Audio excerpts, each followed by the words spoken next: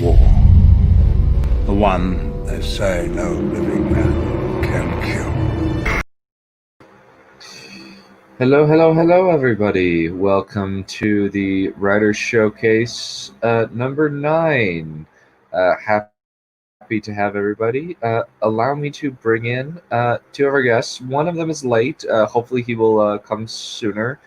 But I'm excited to have my guests here. Let me introduce the first one.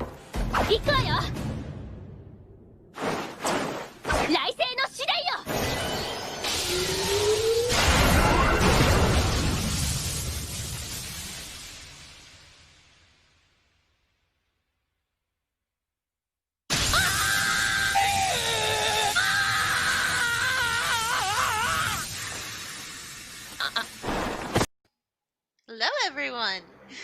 Hello, everybody. Hi, Neff.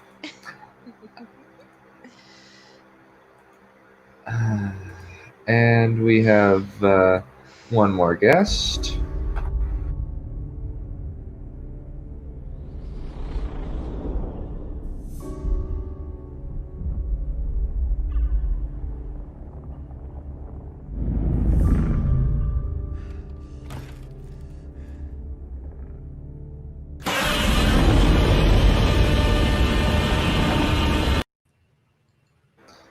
Hello. Hello.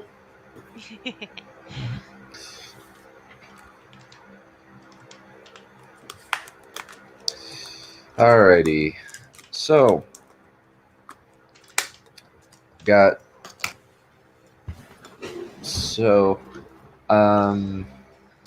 might be a shorter one, but this is going to be fun. I've got a couple of options. I've got a... Yeah, sorry, Simzilla. I forgot to kind of plan out and figure out, like, okay, who's going to be on here. So I didn't have time to... So I didn't create an intro for each one. I'm going to do that later on. I'm going to do that just in case and create some placeholders. I think so. I have a few options for what I would like to read. Like, I know these two have theirs picked out, but I'd like to give a vote to the chat of what they'd like me to read. I've got a scene that's kind of dark, and I have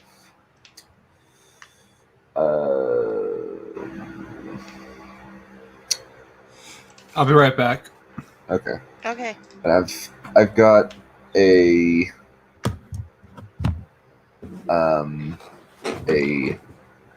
magic fight, and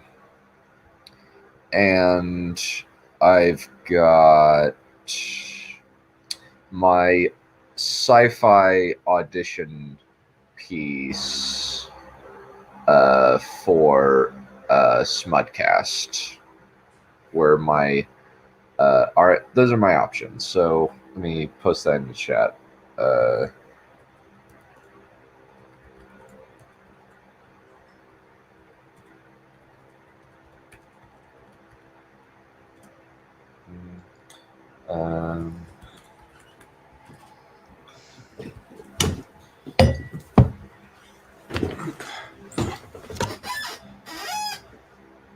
It's alcoholism. Alrighty. Okay. So there's the options in the chat. Vote 1, 2, or 3 for what you would like to see.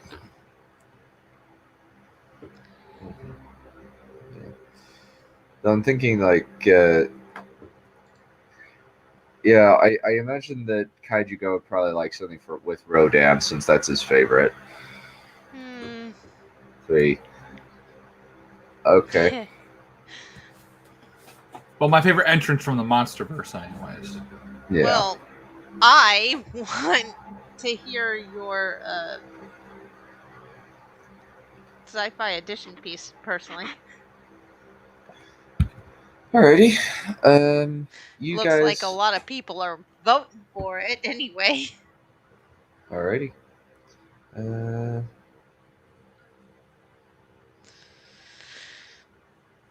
I actually did create a cast for this one.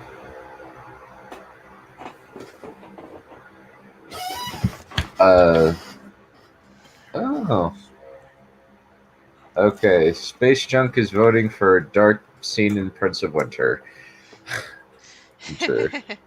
I will Just to do be that next contrary, time. I'm sure. Yeah. What's my word count for this one? Oh, wow. This one's like just under 6,700 words. It's Wow. relatively- Yeah, that's a lot. Yeah. Yeah, I turned this out over like 3 days. I turned this out over 3 days, and I was just like, "Hey, Smud, here you go." He was like, That's an average of 2,000 plus a little a day. Wow. "That's not very much." Sometimes I think one day I wrote like 10,000 in a day.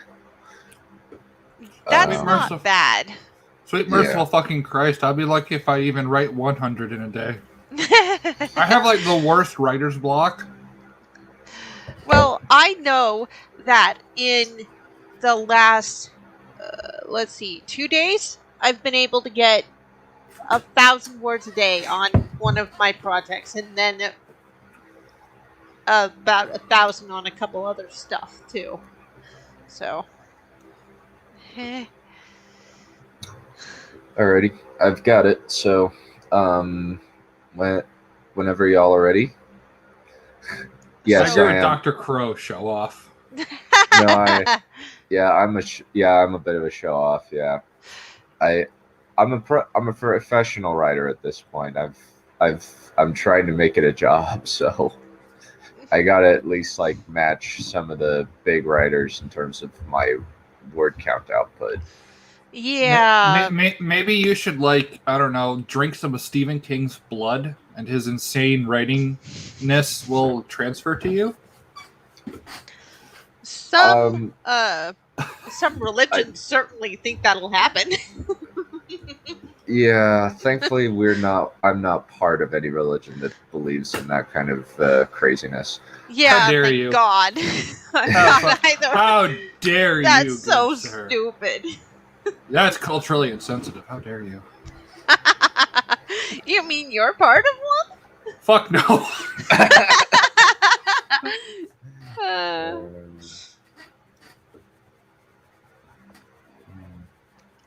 Or something's.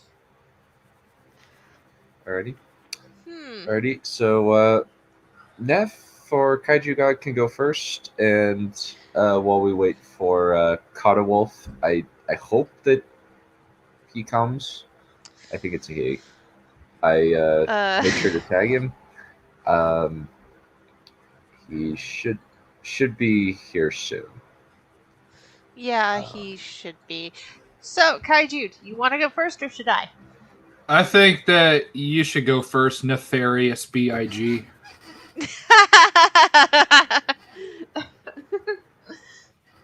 Why do you call me that? Well, Nefarious B.I.G. Like Notorious B.I.G. Okay. So, I'm going to be reading another snippet from Fundamental Feelings. I'm going to start off where I left off last time. So, however, scene change. So, well, that was a long walk. Asuna commented as they walked into the Uruba's safe zone on the second floor. She stretched her arms over her head tiredly. So, Kirito-sensei, Koshin said, are we meeting anyone here? We are meeting Argo, Kirito replied. She should be nearly finished with the first draft of the second floor guidebook. Kirito looked at Ruby. You know programming, right? That's how you figured out the changes? Ruby blushed, looking away. I've managed rudimentary access to certain files. I can't hack too much, just find out where we are. I'm not sure I can teach others how. Kirito shook his head. Wouldn't ask. Hacking is as much art as science, and it makes even more sense you'd want to hang back. Just keep data mining and get the info to Argo once you're 80% sure. Asuna nodded. Let's play against the type Kibao wanted to set for us. Ruby met their eyes, and her first friend in SAO looked resolute. Of course. Then she smirked, reached out and took Argo's right cheek in her left hand and Kirito's left cheek in her right. How can I say no to you when you're both so adorable? Asuna rolled her eyes to look at Kirito as their fellow beaters chortled. I'm beginning to understand the friend I'm wary of vibe you have with her, Sensei. Always too late, they realize. Kirito reflected mournfully. Oh, I see you're all in good spirits!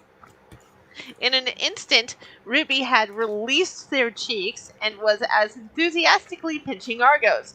Oh, don't worry, Foxy Lady, I like you too. Ach, Ruby, please, my dignity! Well, at least it's not just you, Diabel reflected. Yeah, Kirito admitted. Asuna looked at the raid leader. Yes, I did have to join you. Diabel said before she could ask, his face firm. You saved my life, and better a beater than beaten. Well, he has the ethos down, Koshin noted. Why are you still at a quarter health? Kirito half growled. I can just... The bespectacled beta began. Someone heal Ko! Kirito called, shaking his head. Ruby, if you're done tormenting Argo, Asuna prompted. But she's so tormentable! I do not have a patable head! Stop it! So, where are we going for lunch? Asuna asked, after Kochin had been healed. Kirito looked thoughtful. There's a great steak place here in Urbis, but I'm not sure if it's still in the same place. Are you talking about Eclipsed Mirror? Kiritoke, Ruby asked, finally leaving Argo alone. Yes, that's the one I'm talking about, Kirito agreed. Is it still in the same place? Ruby paused. It should be, she said brightly. Then everyone who wants lunch, follow me, Kirito called, pitching his voice so that everyone in the group could hear him. He got a cheer in reply, and he suddenly felt as if he was a mother duck, since the other beaters seemed to follow him in a straight line. Ruby grinned in amusement as she followed Kirito into Eclipsed Mirror. Kirito was amazing. Why could he not see what she and everyone else here saw? Introverted idiot, she mused fondly. Oi, Ruby, you gonna sit with us? Asuna called from where several people were pushing the rectangular tables together. Yes, Ruby called back, hurrying over to where Klein and Kirito were sitting, pulling seats out for them to sit in. Thank you, Glanka, she said with a grin. Ruby. Yes, Kiritoke? Ruby asked, turning to him. Please be careful when data mining, Kirito said, a serious look on his face. We don't know what Bishop will do to you if you are found. Ruby would have loved to reassure her crush that Bishop would not have done anything, since it was beneath the other's notice. But that would likely be a huge giveaway that she was not exactly human. Instead, Ruby gave him a reassuring smile. I promise to be careful, Kiritoke. She reached over the table to pat him on the shoulder. Kirito rolled his eyes at her. Thank you, Ruby, he sighed. Don't worry about me, Kiritoke, Ruby repeated. I know how to keep under the radar. Kirito gave her a long, hard look when she saw Asuna echoing. They both looked at each other. What? I do, she protested. Wait, it wasn't just Asuna and Kirito. Argo, Klein, Harry, Koshin, you too? I can be totally low-key. Why are you looking at me like that? I can! The others kept sharing looks, though now she noticed some of them fighting grins. Oh, order up already, Ruby said, and yes, she was pouting. She could admit that, and they could suffer seeing it.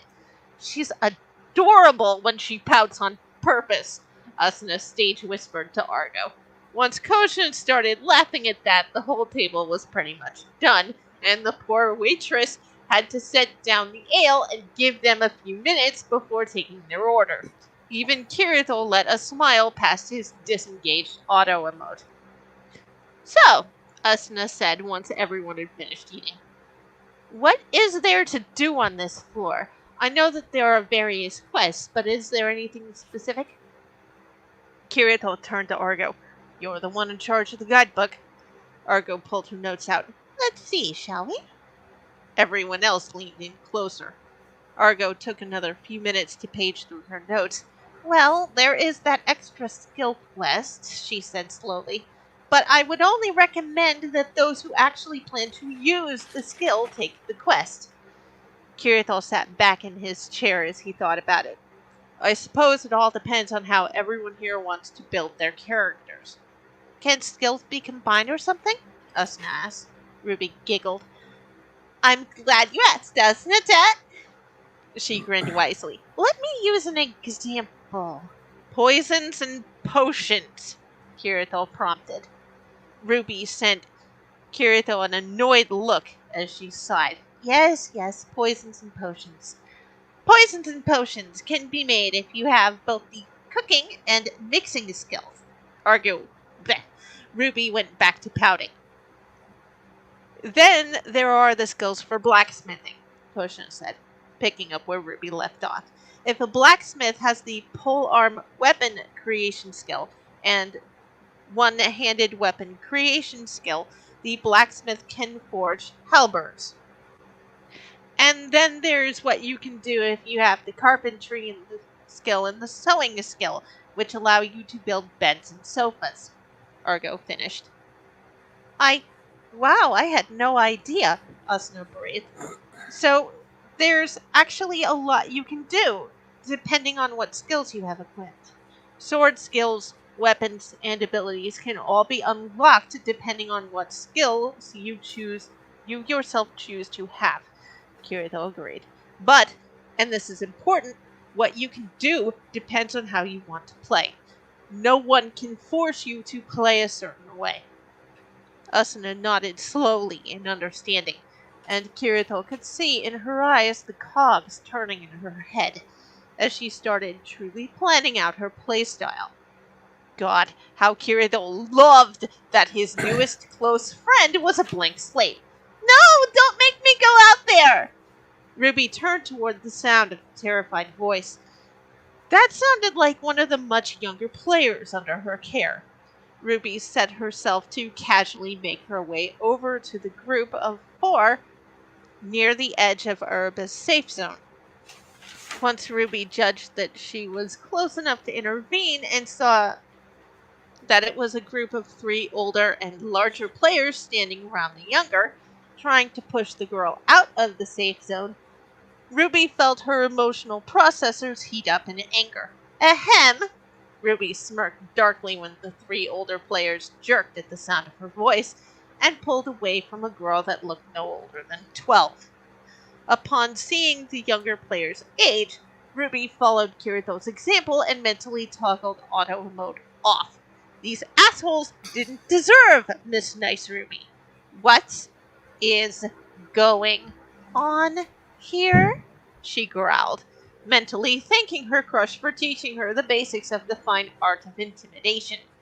Her eyes narrowed menacingly when she didn't get an answer. Well, I'm waiting, she snarled, adding a touch of what she'd seen Asuna do in the first floor boss room. It's one of the beaters, the one in the middle, a tall redhead squeaked. Inwardly, Ruby smirked, knowing that if it had been possible, the three likely would have wet themselves by now. But no. Unfortunately, virtual reality was still not quite advanced enough for that just yet, so their expressions would have to do. And Ruby was going to enjoy the absolute terror she was instilling in them. We weren't doing anything. The one on the right, the one to the right of the redhead barely managed to get out. Oi, Ruby, what's going on here?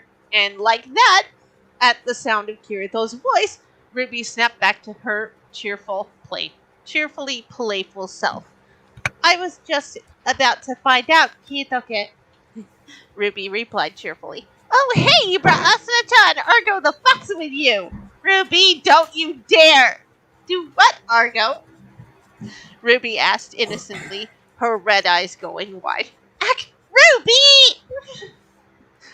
Kirito and Asuna shared a look of long suffering and a sigh.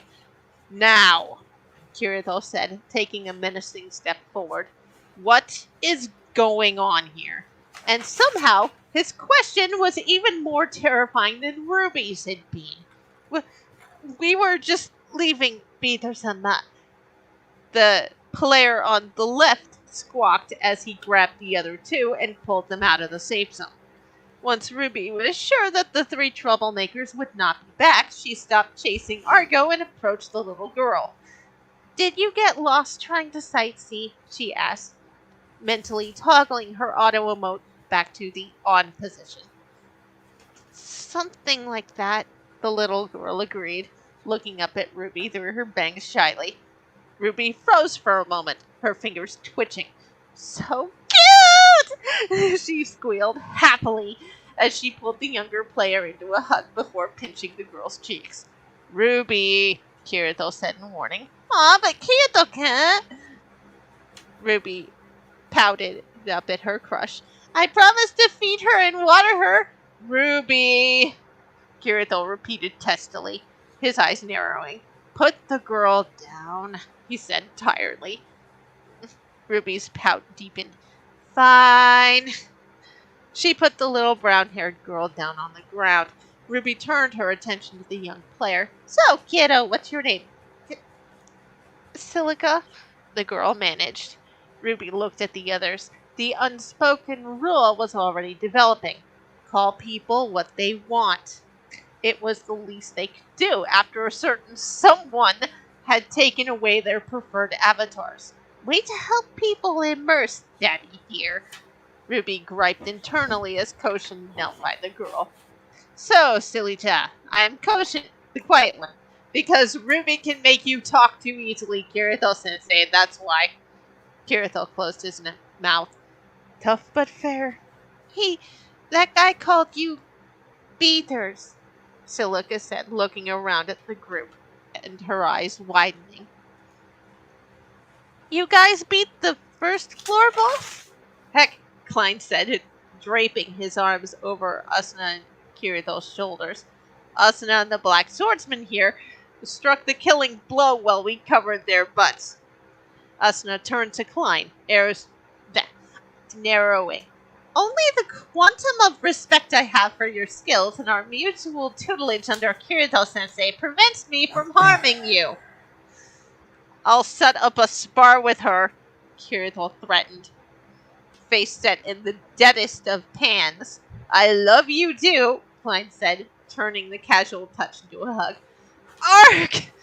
Kirito cried. Ruby's infected him!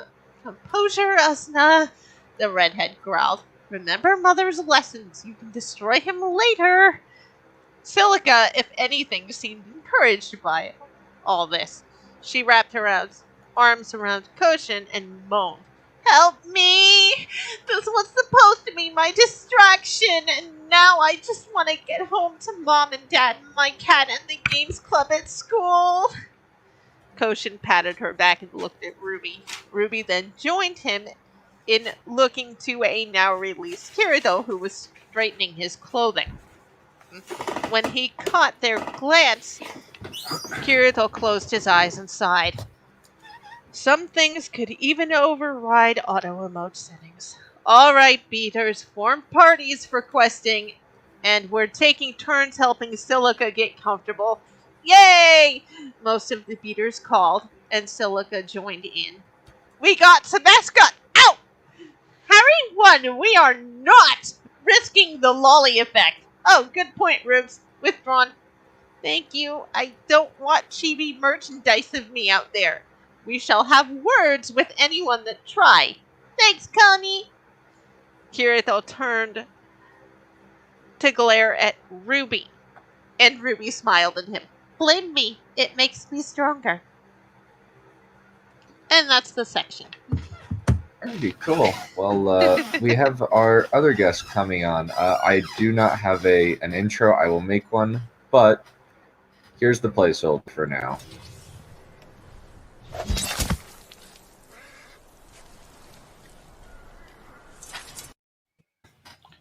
Cool. Hey! I guess that means I'm getting my head chopped off. No, there are other options like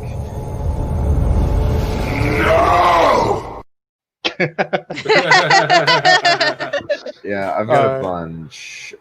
Some of them are reserved for other people, but there's stuff like this.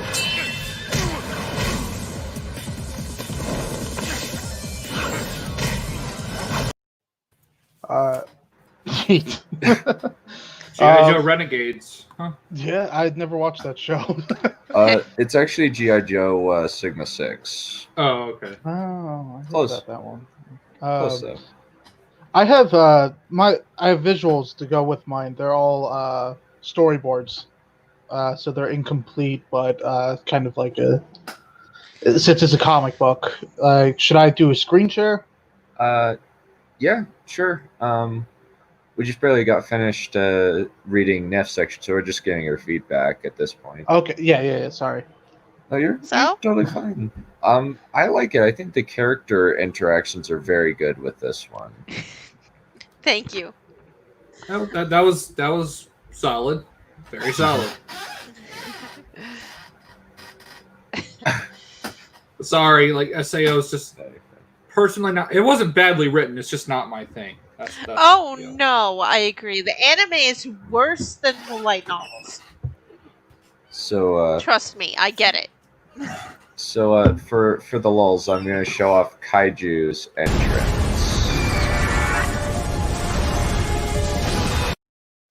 That looks like it's from Power Rangers. How dare you? Yeah, okay. I approve. You should have seen Gigan's original Showa design. It was fucking derpy as hell. I appreciate the donkey noise that the big monster made. How dare you? That's offensive. How dare you? But it did. No, it clearly made alien cyborg noises. Okay. I was wrong. I'm sorry.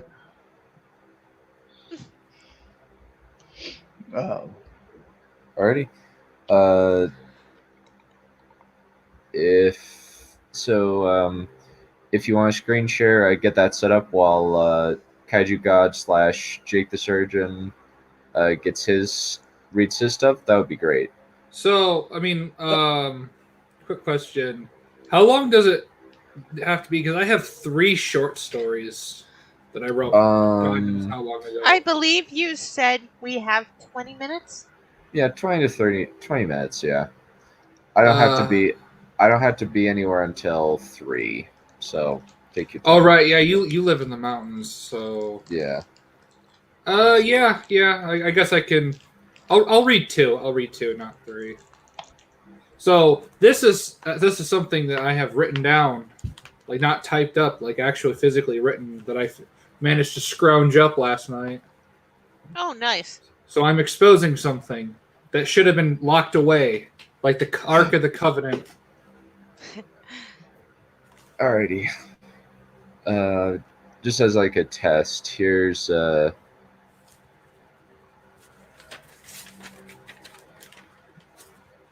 Ooh, it's that's not. nice. Yeah, that's not working though. Like I'm trying to pull it up, but it's not showing it. So I'm just going to switch it to just share my full screen. Okay. Okay, cool. Alrighty. So While am I you're next, working on that. or Yep. Okay. You are next. all right? T-Rex, A King's Tale. 65 million years ago, North America North America was much different than today. A land where dinosaurs rule. A land ruled by Tyrannosaurus Rex. All is calm. A mother T-Rex is guarding the nest while the father is out hunting. It's been 1 month since the eggs were laid, and it's almost time for them to hatch. The father comes home with a juvenile Edmontosaurus.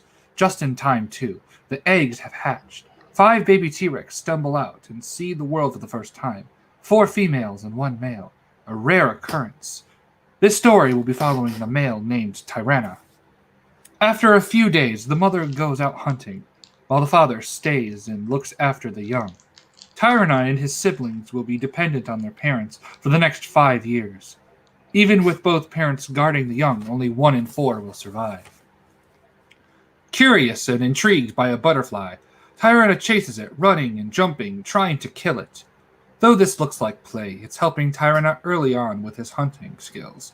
His siblings are play fighting as well, which they will have to do if they wish to fight for territory and mates. A long and hard journey awaits Tyranna, as he will soon discover he isn't the only super predator on this planet. But for now, all he has to worry about is getting fed. 3 years have passed, and Tyranna and one of his siblings remain. They're old enough to stay by themselves while the parents hunt. Both are sleeping in the shade, while something watches from a distance. As the creature slowly creeps closer and closer, Tyranna wakes up. The blurry image starts to get clearer until Tyranna can make out what it is. A Nanotyrannus, something very deadly to juvenile T-Rexes. Spotting the danger, Tyranna tries to call to his parents, at the same time waking his sibling, putting the Nano in a pinch. Either it can run and come back another day, or use its superior speed and experience to at least kill one of them. Tyranna and his sister wait for the Nano to make the first move. The Nano decides to go for a mock lunge, but Tyranna is ready and uses his head as a shield and pushes the Nano back. In fear of injury, the Nano turns tail and runs. Tyranna has 1 victory under his belt, but this is only one that our young king will face. This grammar is awful, by the way. It's been 4 years, and Tyranna is now a sub-adult and on his own. He's finding out how hard a life of solitude is. Tyranna's parents were killed before they taught him how to hunt. His mother from a Triceratops injury, and his father from a fight with another male. It's been very rough for him, but he's managing. Tyranna has been tailing a herd of Triceratops, picking off the old, sick, or young that lag behind. Though a good strategy, the Triceratops are about fed up with him. The Triceratops are about fed up with his parasite, and drive him away. With his only food source gone, Tyranna faces starvation, until he stumbles across a strange, sail-backed hadrosaur. It resembles the Edmontosaurus he's used to. Tyranna has come across an Ouranosaurus herd. Tyranna has followed the Triceratops herd for so long, he has crossed a land bridge straight into Africa. This strange new world has much to offer, new opportunities and new threats. The Ouranosaurus don't know what to make of this newcomer. They don't know whether to run or ignore him. Tyranna is also confused. He finally decides to try and catch one. Before a chase can begin, Tyranna wraps his massive jaws around the neck of an Ouranosaurus and crushes it. His first kill in this strange new land. It tastes like Edmontosaurus, with a special kind of zing. Though only 7, Tyranna is 18 feet long and about 2 tons. At this size, he would normally have little to no natural predators. In this land, however, there is one animal that rules all. 2 years pass, and Tyranna is 34 feet long and a healthy 4 tons. His new Ouranosaurus diet has nearly doubled his size. It would have taken a T-Rex to reach this size around the age of 15 or 16. Tyranna is thriving in this new territory. The only thing that could pose a threat to him is the meager Rugops, but they are just scavengers, feeding off the scraps of Tyrana. He tolerates them because they eat what's left of his meals, getting rid of most of the smell, so no other predators would pick up the scent of a free meal.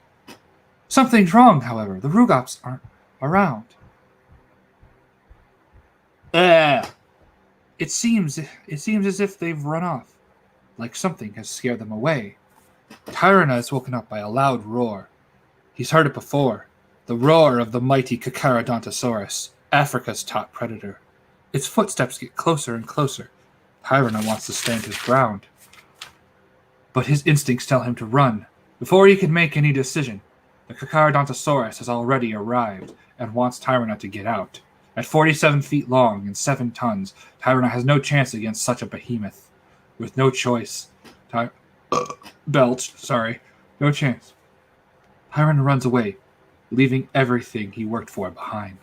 Days go by, and all Tyrana has had to eat was a half-eaten Triceratops. He's on his last leg until he comes across a riverbank, a strange, sailback dinosaur catching fish with a crocodile-like head. It was larger than the Carcharodontosaurus, but paid no attention to Tyrana. At 52 feet long and 10 tons, this is Spinosaurus, the largest land carnivore ever. Tyrana is confused. This animal is far larger than he, but is more nervous of him than he of it. It finally starts to ignore Tyrana and concentrates on fishing. Confused by this strange behavior, Tyrana carefully creeps closer.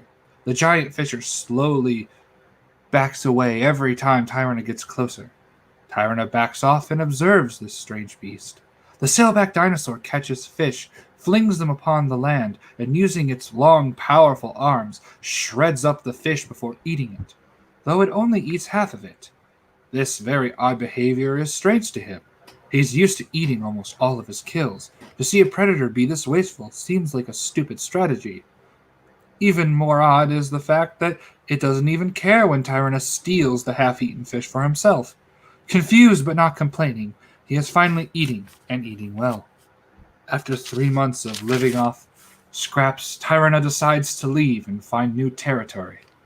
After days of searching, Tyrana finally finds a nice, small, secluded forest with an Tyrannosaur and Triceratops migration path. The forest spot may be small, but it has just enough cover for an effective ambush.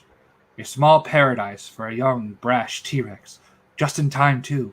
The climate is about to get a little warmer, and competition a little tougher. 2 more years pass, and Tyrana has already grown to 40 feet long, and now weighs a healthy 8 tons. He's just about full grown, and is ready to mate. Only problem is he is the only T-Rex in Africa. If he wants to pass his genes to the next generation, he'll have to trek back to North America. It's gotten so bad that he's issued mating calls, but to other predators, it's more like a challenge. Carcharodontosaurus is back, and this time he'll finish what he started 2 years ago. Tyrana, sensing a challenge, stands his ground. This isn't like 2 years ago. Tyrana isn't a young juvenile. He's now an experienced adult. The Carcharodontosaurus tries to scare Tyrana off, but he's not giving up. Not this time. Tyrana makes a mock lunge, but the Carch, being very experienced himself, doesn't budge. They look at each other with an angry glare, then both charge. Using his blade-like teeth, the Carch takes a small chunk of flesh out of Tyrana's tail. Tyrana roars in pain, but this is nothing compared to being impaled with a Triceratops horn. The Carch lunges, but Tyrana sidesteps. Using his head like a club, Tyrana smacks the Carch across the face. Then, like a freight train, smashes into his ribs. The ribs shatter, like glass, crushing major internal organs. Before falling to the ground, Tyrana wraps his jaws around the Carch's neck, and with one bite crushes it. In one day, he's asserted his dominance as king of this land, and that no other predator will dethrone him. 4 more years pass by, and Africa is slowly becoming a barren wasteland. Tyrana decides to to make the long trek back to North America by following the same herd of Triceratops that brought him here. During his long walk, he comes across a very familiar riverbank with a very familiar sailback dinosaur in his last few hours of life. The same sailback that he scavenged off of. Normally, he'd finish it and eat it, but something's stopping him from doing so. Is it his way of thanking him, or perhaps maybe some kind of dinosaur code of honor? Whatever the case may be, Tyrana lays down and waits for the sailback to pass on. After the sailback slips into the abyss, Tyrana tracks down the herd to continue after them. After a 1-year journey, Tyrana is finally back to North America, ready to mate. 10 more years pass, and Tyrana has seemed to have disappeared, until one day, Tyrana, at the age of 25, returns to the place where he was born, where his journey started.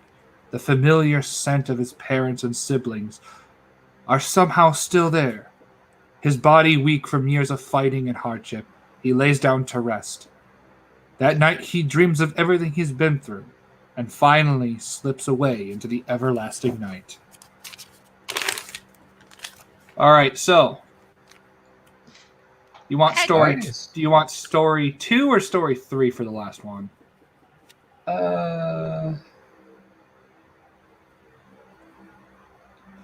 Do you want one with dinosaurs or without dinosaurs? We'll take one without. Give us some variety.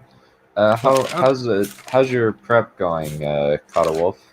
I think I got it. Oh, you got it? I just put it on to like show my entire screen, and I can just pull it up on Okay. full screen. Okay. Like this. All right. Okay. So I don't know why the hell I named this one this, but I don't know what it's called. Battle of. Were you gonna say something? Oh, I was thinking like, well, you can.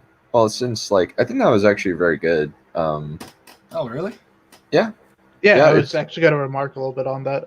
I liked it too. I mean, it reminded me a bit of Call of the Wild, which is one of my favorite books, but with Okay. dinosaurs. Okay. Well, this will be the last one. I don't know Okay. why I named it this, but it's called Battle of Isthmus. Very rarely are there more than one top predator, especially if they hunt the same general prey. Pleistocene North America was the exception. There were 4 large predators that lived together: the powerful short-faced bear, the cunning dire wolf, the ferocious Smilodon, and the strange but equally as deadly terror bird, Titanus. This story will be following Jet, a Titanus born with jet black feathers, and his rivalry with Sever, a gray Smilodon. The morning breeze brings a chill to Jet, a Titanus chick. His mother snuggles close to him, and his siblings. And his siblings, forgot to put a comma there, Jesus. While his father slowly wakes up. The family of terror birds are slow to get up, but by dawn the adults head off to hunt while the chicks play. Jet, however, is curious of the world beyond his nest. The only thing stopping him is his instincts. Later that afternoon, a new family moves next door. The family of Smilodon. Like modern-day lions, Smilodon live in prides. This one is made up of 6 adults and 7 cubs, one of which has gray fur in contrast to the brown spotted fur of his parents and siblings. Jet wants to go investigate, but his instincts tell him to stay away. After a few minutes, Jet fights his instincts back and heads over to the Smilodon family. The gray cub named Sever is also curious. He's never seen a black Titanus before. They're both about 7 months old and want to investigate each other. Unfortunately, Sever's parents spot the young terror bird. Because he's potential competition, the adults will kill Jet. Before the adult Smilodons can do anything, Jet's parents arrive and stand their ground, defending Jet. Both parents don't want to risk injury, so they go back to their respective territories. 3 years pass, and Jet is old enough to leave the nest. He's the last of his clutch. The others were picked off by predators. Sever is also leaving his family. These two will meet multiple times. Jet's first goal is to find territory of his own. Same with Sever.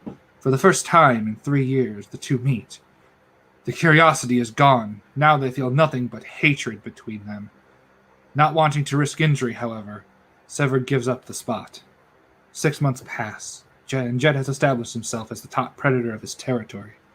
Although his reign will soon come to an end, a new predator has come to the land, the short-faced bear, the largest bear ever, and he wants Jet's territory.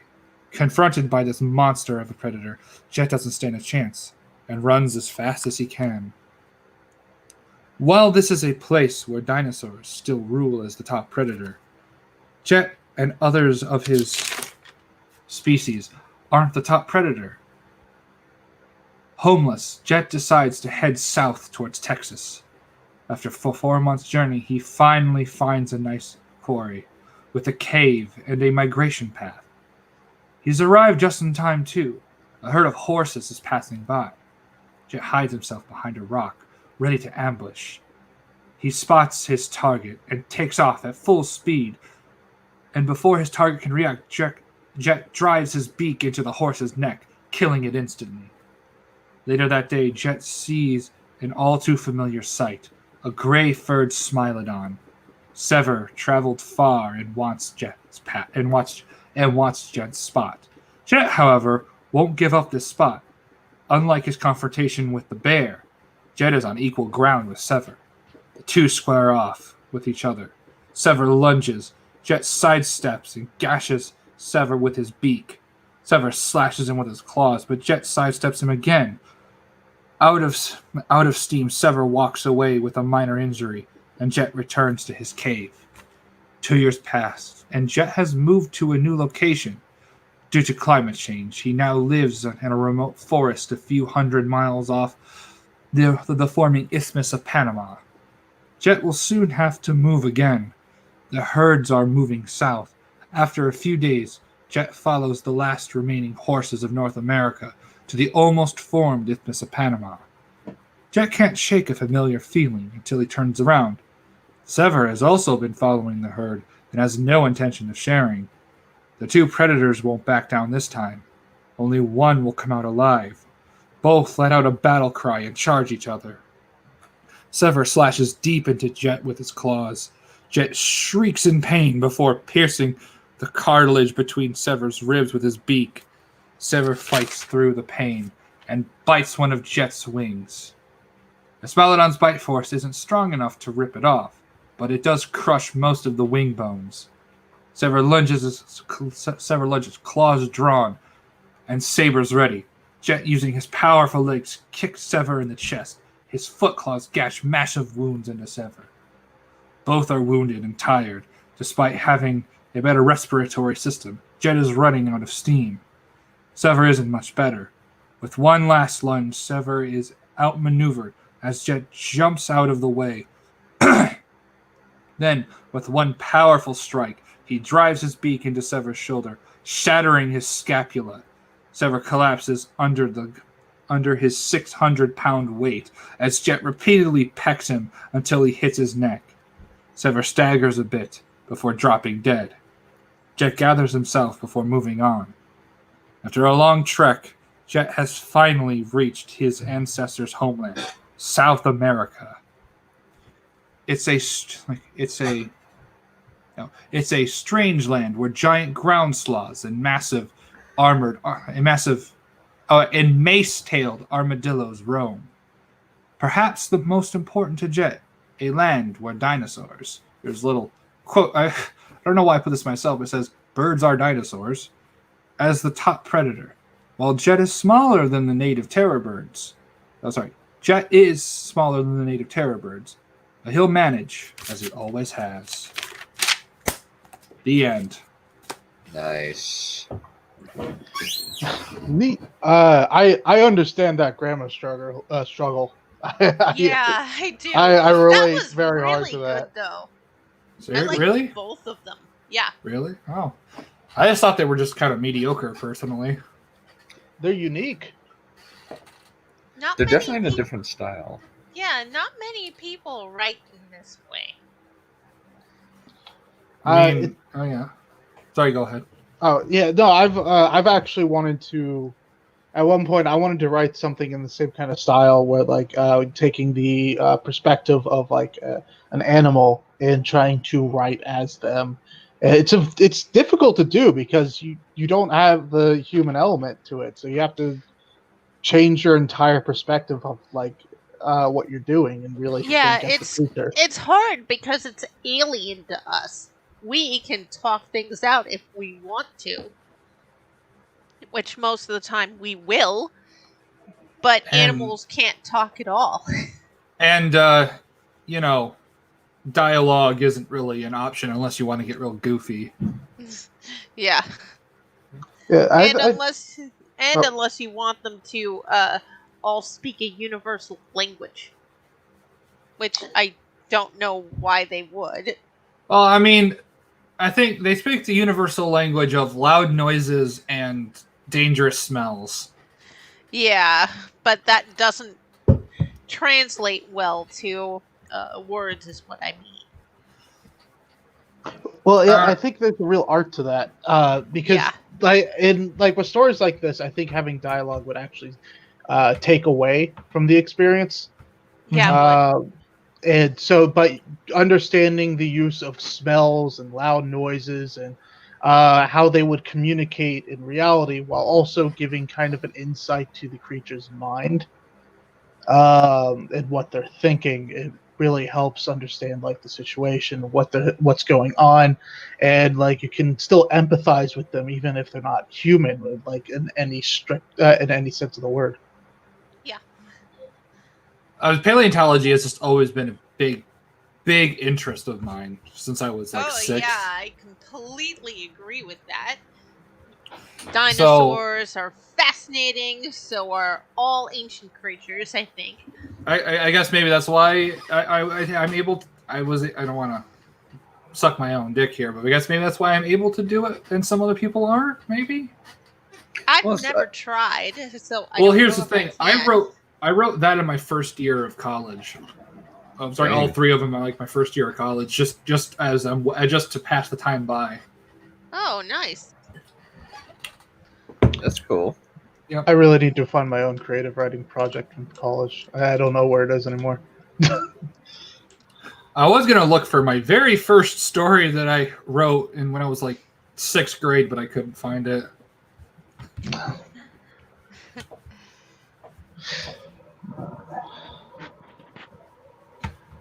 Well, yeah, that's those are the 2 I have. Nice. Neat. Alrighty. Codewolf, it is your turn. All right. So I won't be able to see the stream because I'm just going to pull up the entire comic page. This is to give context. This is all second draft work that we've storyboarded. How me and my artist have been working together is that I will write a first draft on paper and then send her a second draft.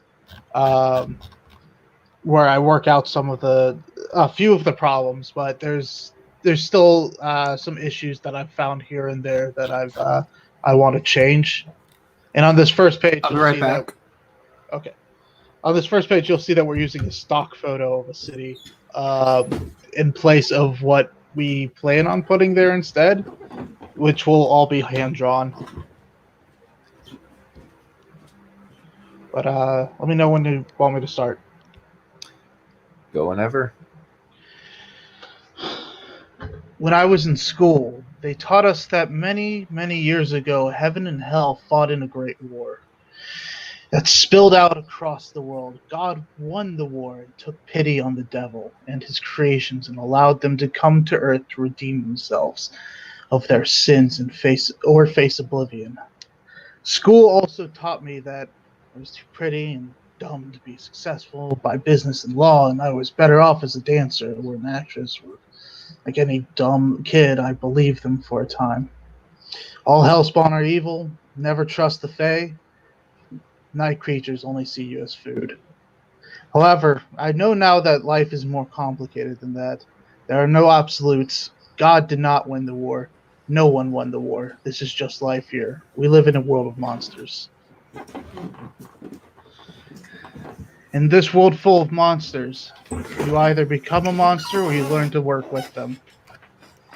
All right, Mr. Collins, your case fits our services. You will you will present your case in detail to my boss, and he will fill you in on the procedures. He's right through the door. Oh, thank you, Miss Carver, was it? But before I go, is it true he really is a demon like the ad said? You can call me Shay. He's a devil, but yes, yes he is. Don't worry though, he's safe. Been here for a few weeks and still got my limbs. I've just never seen one before. They don't usually come down to where I live, understand? There's a first time for everything. Walks to the office and opens the door. Welcome to my office. Would you like to drink to calm your nerves?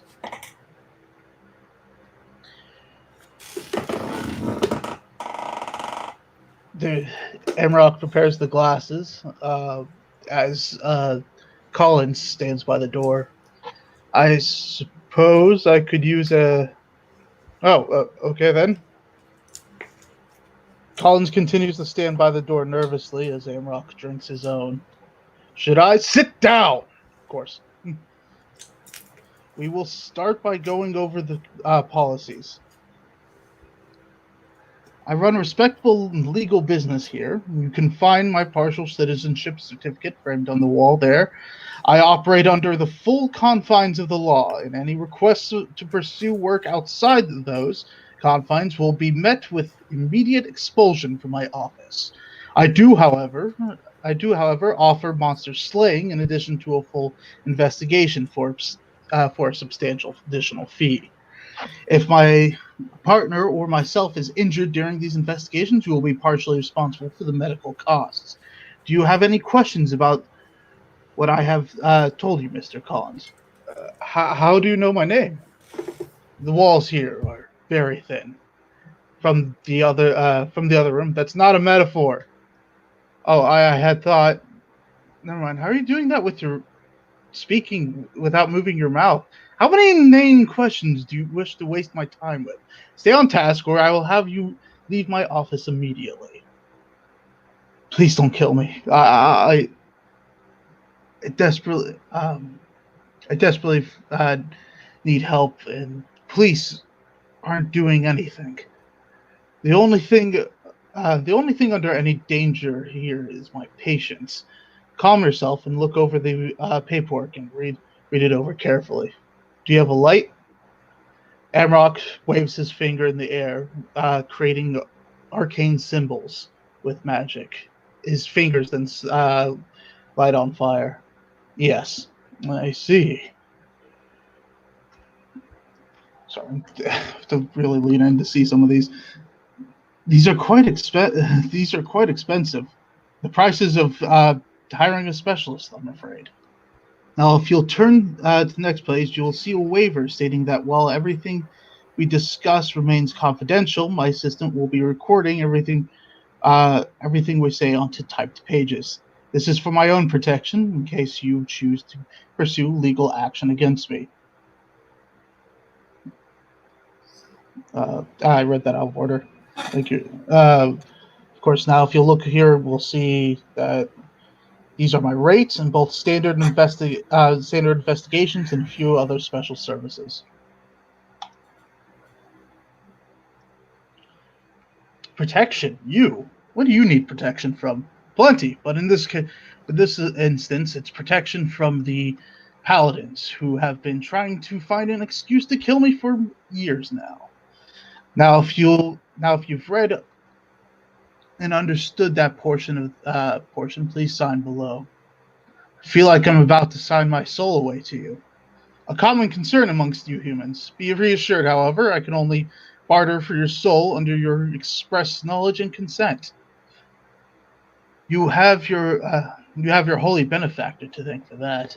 Thank God. Yes, quite.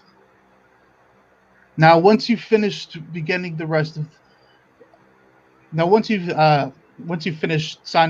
the waivers, we can begin the interrogation regarding the night your wife went missing. Interrogation? Yes, I should inform you, though that even though you have come to me for help, that does not necessarily eliminate you as a suspect. This is all standard procedure. You have nothing to fear from this. Fine, I understand. Let's just get this over with. Good. I would also like you to take note that though you are hiring me, I cannot guarantee results or any results on the investigation.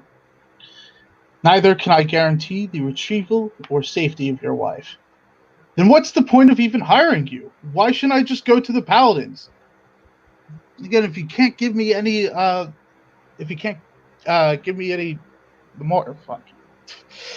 Um,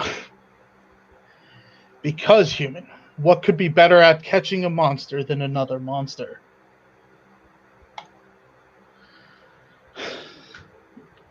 Collins slides back into his chair in fear.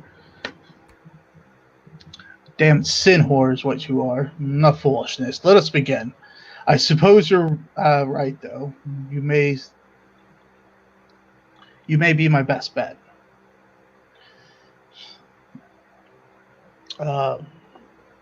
Colin takes a long drag of his cigarette as he prepares to recount the kidnapping of his wife.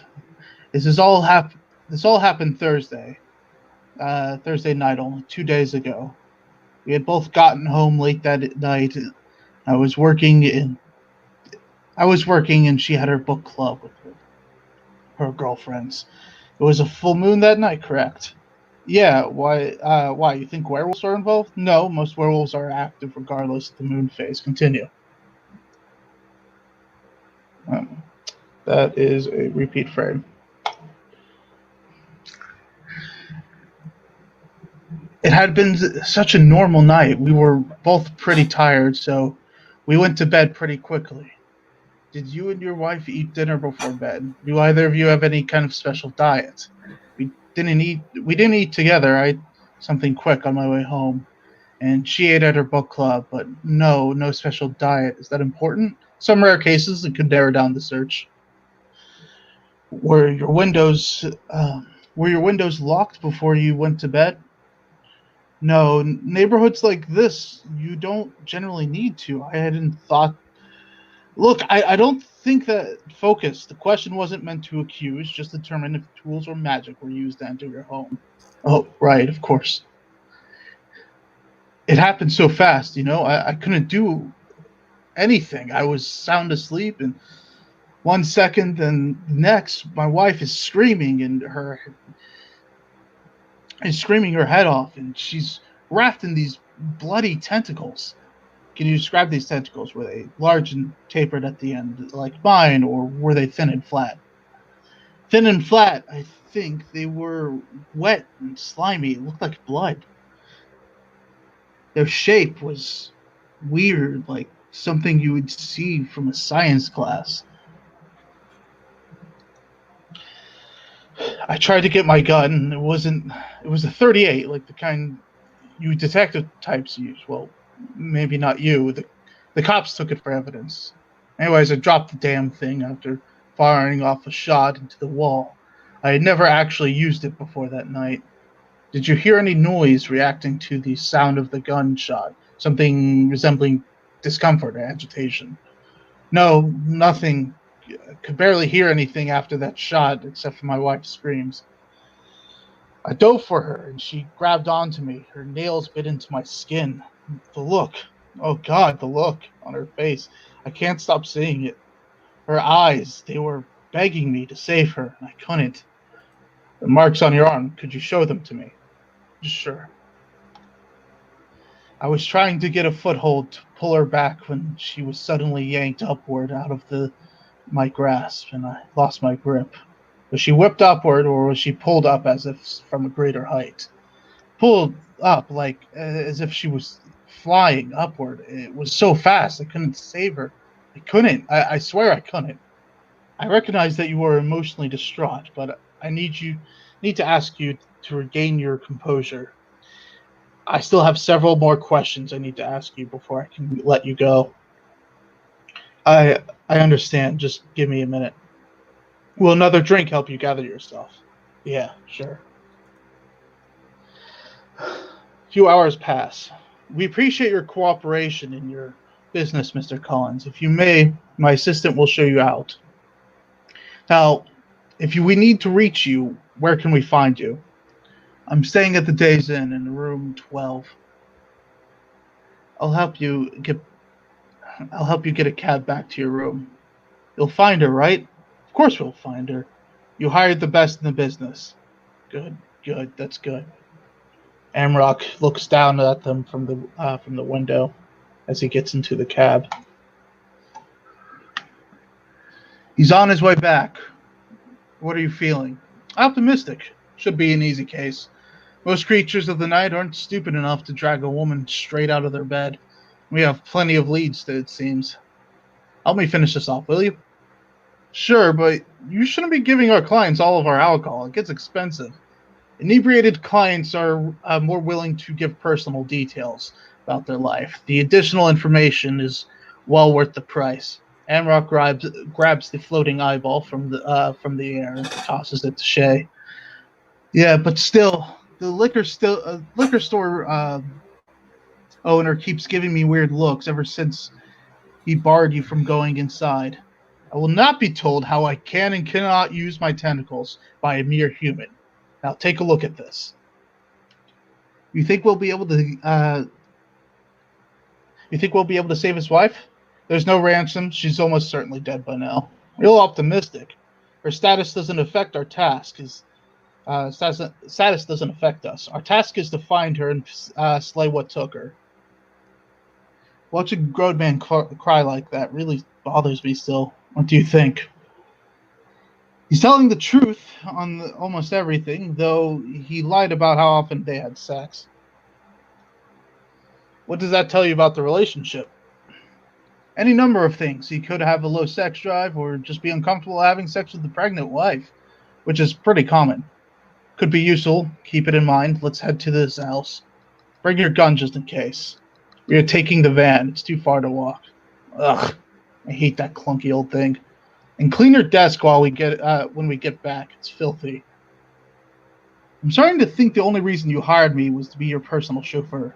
There were many possible benefits to your employment taken into consideration. This is one of them. My body shape and size is not conducive to operating these automobiles. You're just full of excuses. Let's focus on the case. You're just trying to change the subject. Yes. Fine, I think it would be pretty safe to eliminate Collins as the suspect. What do you think about checking up with the book club members? I was thinking the same thing. A common tactic amongst changelings, vampires, and succubi is to blend in with social groups and prey on those who they find to be more vulnerable. So what do you think did it? So what do you think it is? Trying to guess now will only create a bias as we investigate. You're no fun. No. They pull up to the house. Police car is sitting outside the house, monitoring the crime scene. The policeman exits his vehicle as they too exit theirs. Oh hell no! You can't be here. Chief said not to let anyone onto this property, especially not your tentacly ass.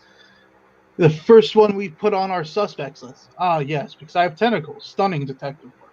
Unfortunately, I can be here and will not be barred from my own investigation. Hi, Ken. Looks like they have you babysitting your crime scenes again. I have been granted entry into this house by the owner, as per the investigation.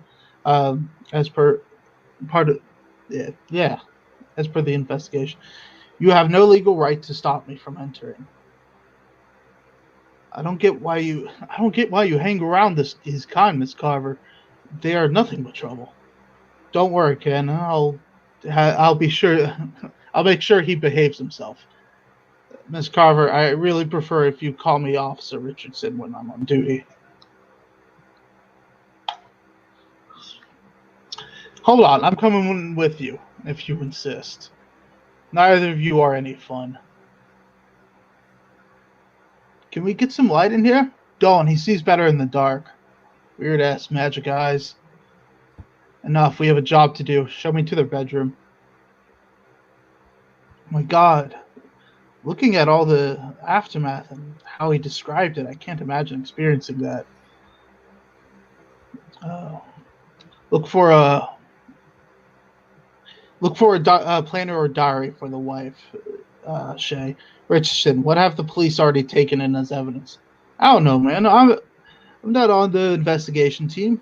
Why would I help a demon? Why would I help a demon anyways? It's not like your kind of ever needs motives to kill us humans. I'm a devil, and there's always a motive. All creatures have a reason behind the things they do. Though whether or not we are able to comprehend their reasoning is another matter entirely. Yeah, well, whatever. Your creature's reasoning may be it's fuck. It's not worth another human's life, but you wouldn't understand that, would you? No, maybe not. What I do understand is that you are beginning to frustrate me, human. Now silence before I remove you from the house. Is that a threat? That's enough, you two. Ken, that was not a threat. In Amrock, you need to play nice. We are both on the same side here, and there's a pregnant woman depending on us. All right, I'm sorry, Miss Carver. That's all I got for now.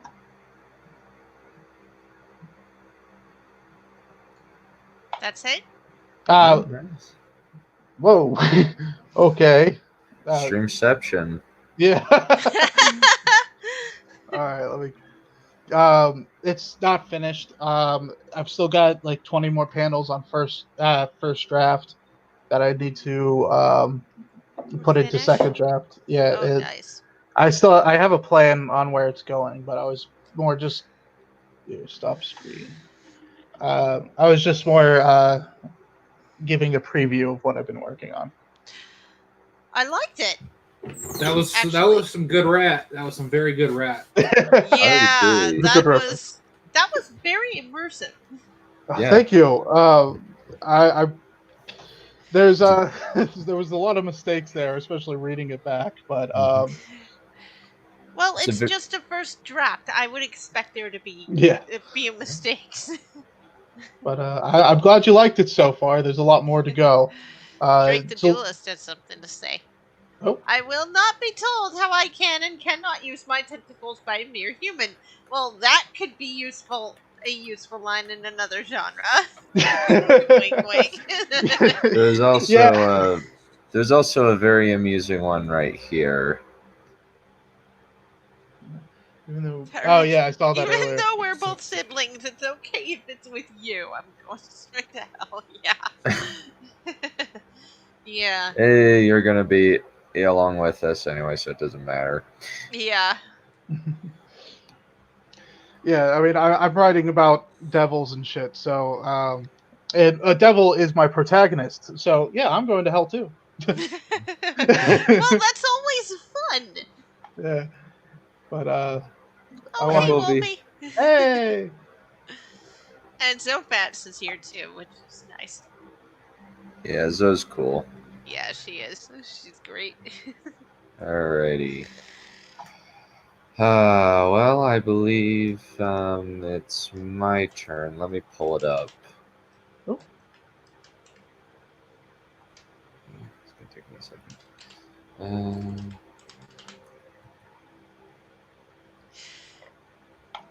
Reading it out on stream was really nerve-wracking, actually. Yeah, well, as you can see, I too still trip over my words. I'm not completely over I have to read this out loud in front of a crowd? Yeah. What also made it really hard was the fact that I could barely see the words on the page. I was really leaning into my screen, going, "What the fuck does that say?" You couldn't have. Thanks, though. You couldn't have zoomed in. I probably could have. No worries, buddy. No worries. I just wasn't thinking about it. No worries at all. Actually, is there a zoom in button? Hold on. I think there is. Yeah, there it is. I just figured it out. Alrighty. Shards of Legacy. So if we're looking for like lore, I guess like this was like my ticket into the Smudcast.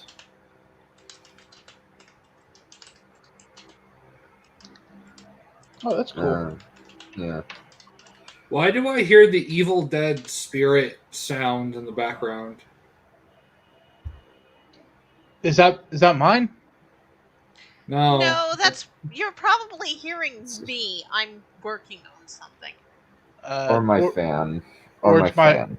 Or my air it's conditioner. probably. Well, so wait, your fan was created by the Necronomicon? What?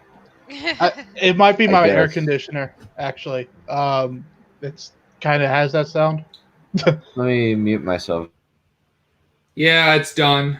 It's done. Yeah. Oh, okay. Alrighty. That's not me.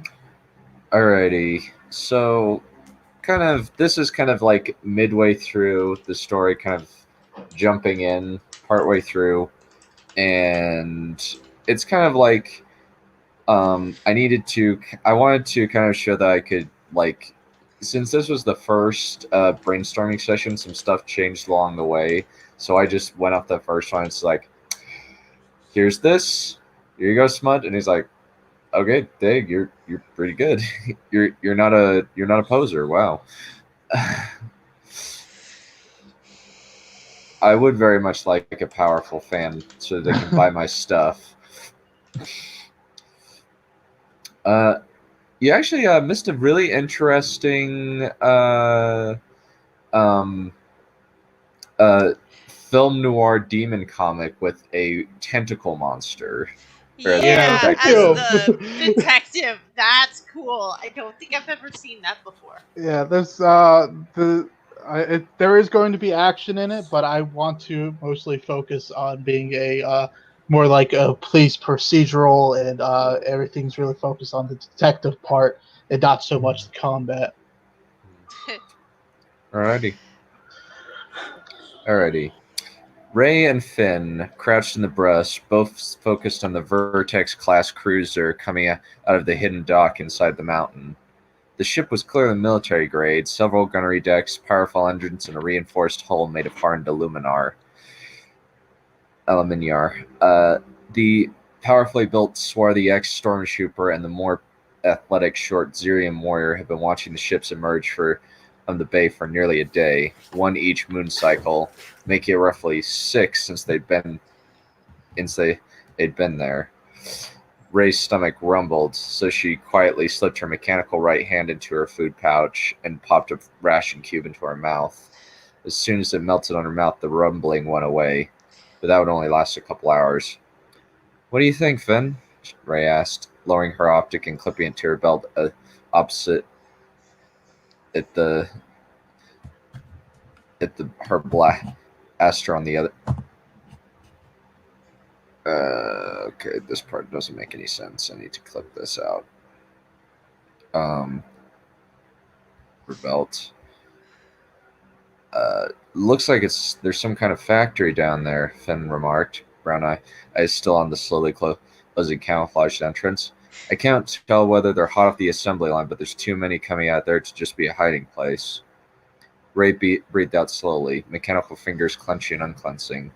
She could sense something. It wasn't clear, but something inside that mountain was not what it appeared to be. We need to move soon, she remarked. You have the bombs prepped and ready? Then lightly patted his pack. Ready to go, Ray, he remarked. Don't freeze up. Ray lightly punched her friend's arm with her left hand. And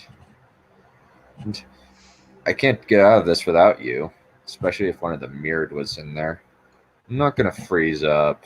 Finn took a deep breath and patted his holstered hand blaster, then stroked his larger, heavier assault striker rifle affectionately. If this plan works, the worst I'll have to deal with is surprise hits. If we get into an all-out firefight, we'll be fracked already. Fair, Ray admitted, rolling her metal-covered shoulder, though mostly by habit. Well, we should start getting closer. We should be, if we want to be on time for the next exit. You sure you don't want a blaster? Finn proffered one of his sidearms toward her. She shook her head. It's against my religion. I don't like using them. Besides, if I had to start now, I'd be really bad at it. Without another word, she started skittering forward her elbows and knees through the thick, dry brush. Finn got out in front of her, assault blaster resting on his arms as the expert crawled forward on his elbows and knees. You have to show off, don't ya? Ray asked jokingly as Finn pushed forward. Trained soldier, baby. Finn quit back. Frack off. Ray smacked a bit of dirt toward her friend. Finn raised his hand and made a rude gesture before returning to his crawl position. Just telling it like it is. I already like the dynamic between them more than in the movies. Well, that's because there's actual thought and talent. Well, that's because true. there is a dynamic between them. Oh, there actually is one. Yeah, instead of Having a just dynamic being a is simp. Thou shalt not simp. I still haven't watched the third movie. I don't want to. I watched the EFAP of it, and I was like, "That's good." Yeah. Yeah. Yeah, I made the mistake of actually Yeah. watching the movie. Oh god, it was Yeah. so bad. So to answer, this is not. So actually, basically, what this is going to be like, I'm going to try and create my own original thing from this. Change the names up. Figure it out.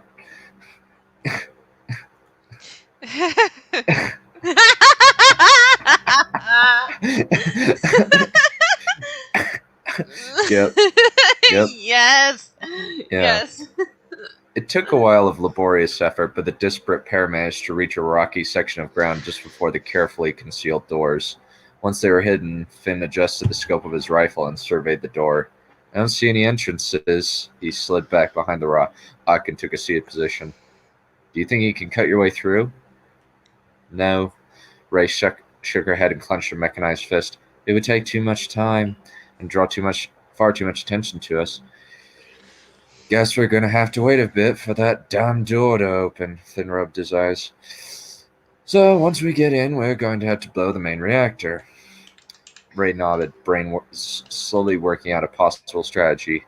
Yeah, good idea. If this is a ship foundry, if we can reach a relay panel, then we can find our way around the place. Finn finished, setting his gun in front of him and carefully taking it apart and cleaning it. Okay, well, I imagine our getaway plan is steal one of the smaller ships and shoot our way out while everything blows up behind us. Yep. I like that plan. Yep. Hopefully the controls will work similar to the ones I'm used to. Casually, Ray took out a Habak tube and stuck it in her mouth. Automatically, she pulled her lighter and ignited it. Sighing contentedly, she inhaled the flavored smoke through her mouth, letting the calming sensation course through her. Habak? Ray asked, offering the tube to Finn. The former shock trooper accepted the tube and took a whiff. If thanks, he remarked, putting out the last bits of the rifle together. So, how'd you lose your right arm? He passed her the tube.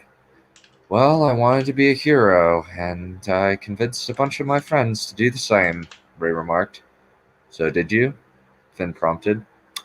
Would I be here if I had been successful? Ray leaned back against the rock and tapped out the end of her tube before taking a long draw. I want to save a friend of mine. He'd left with someone who wasn't good for him, let's say that. Finn clearly noticed her pause, but he didn't press, which Ray appreciated. Thought I could get through to him after he joined the wrong side, and I was wrong. She clenched her mechanical fist, then forced herself to react. He was the one who did this to me. She raised her hand and let the setting sun play off the dark metal. After that troll Lilius killed all my friends. The names you say over and over, Finn inferred.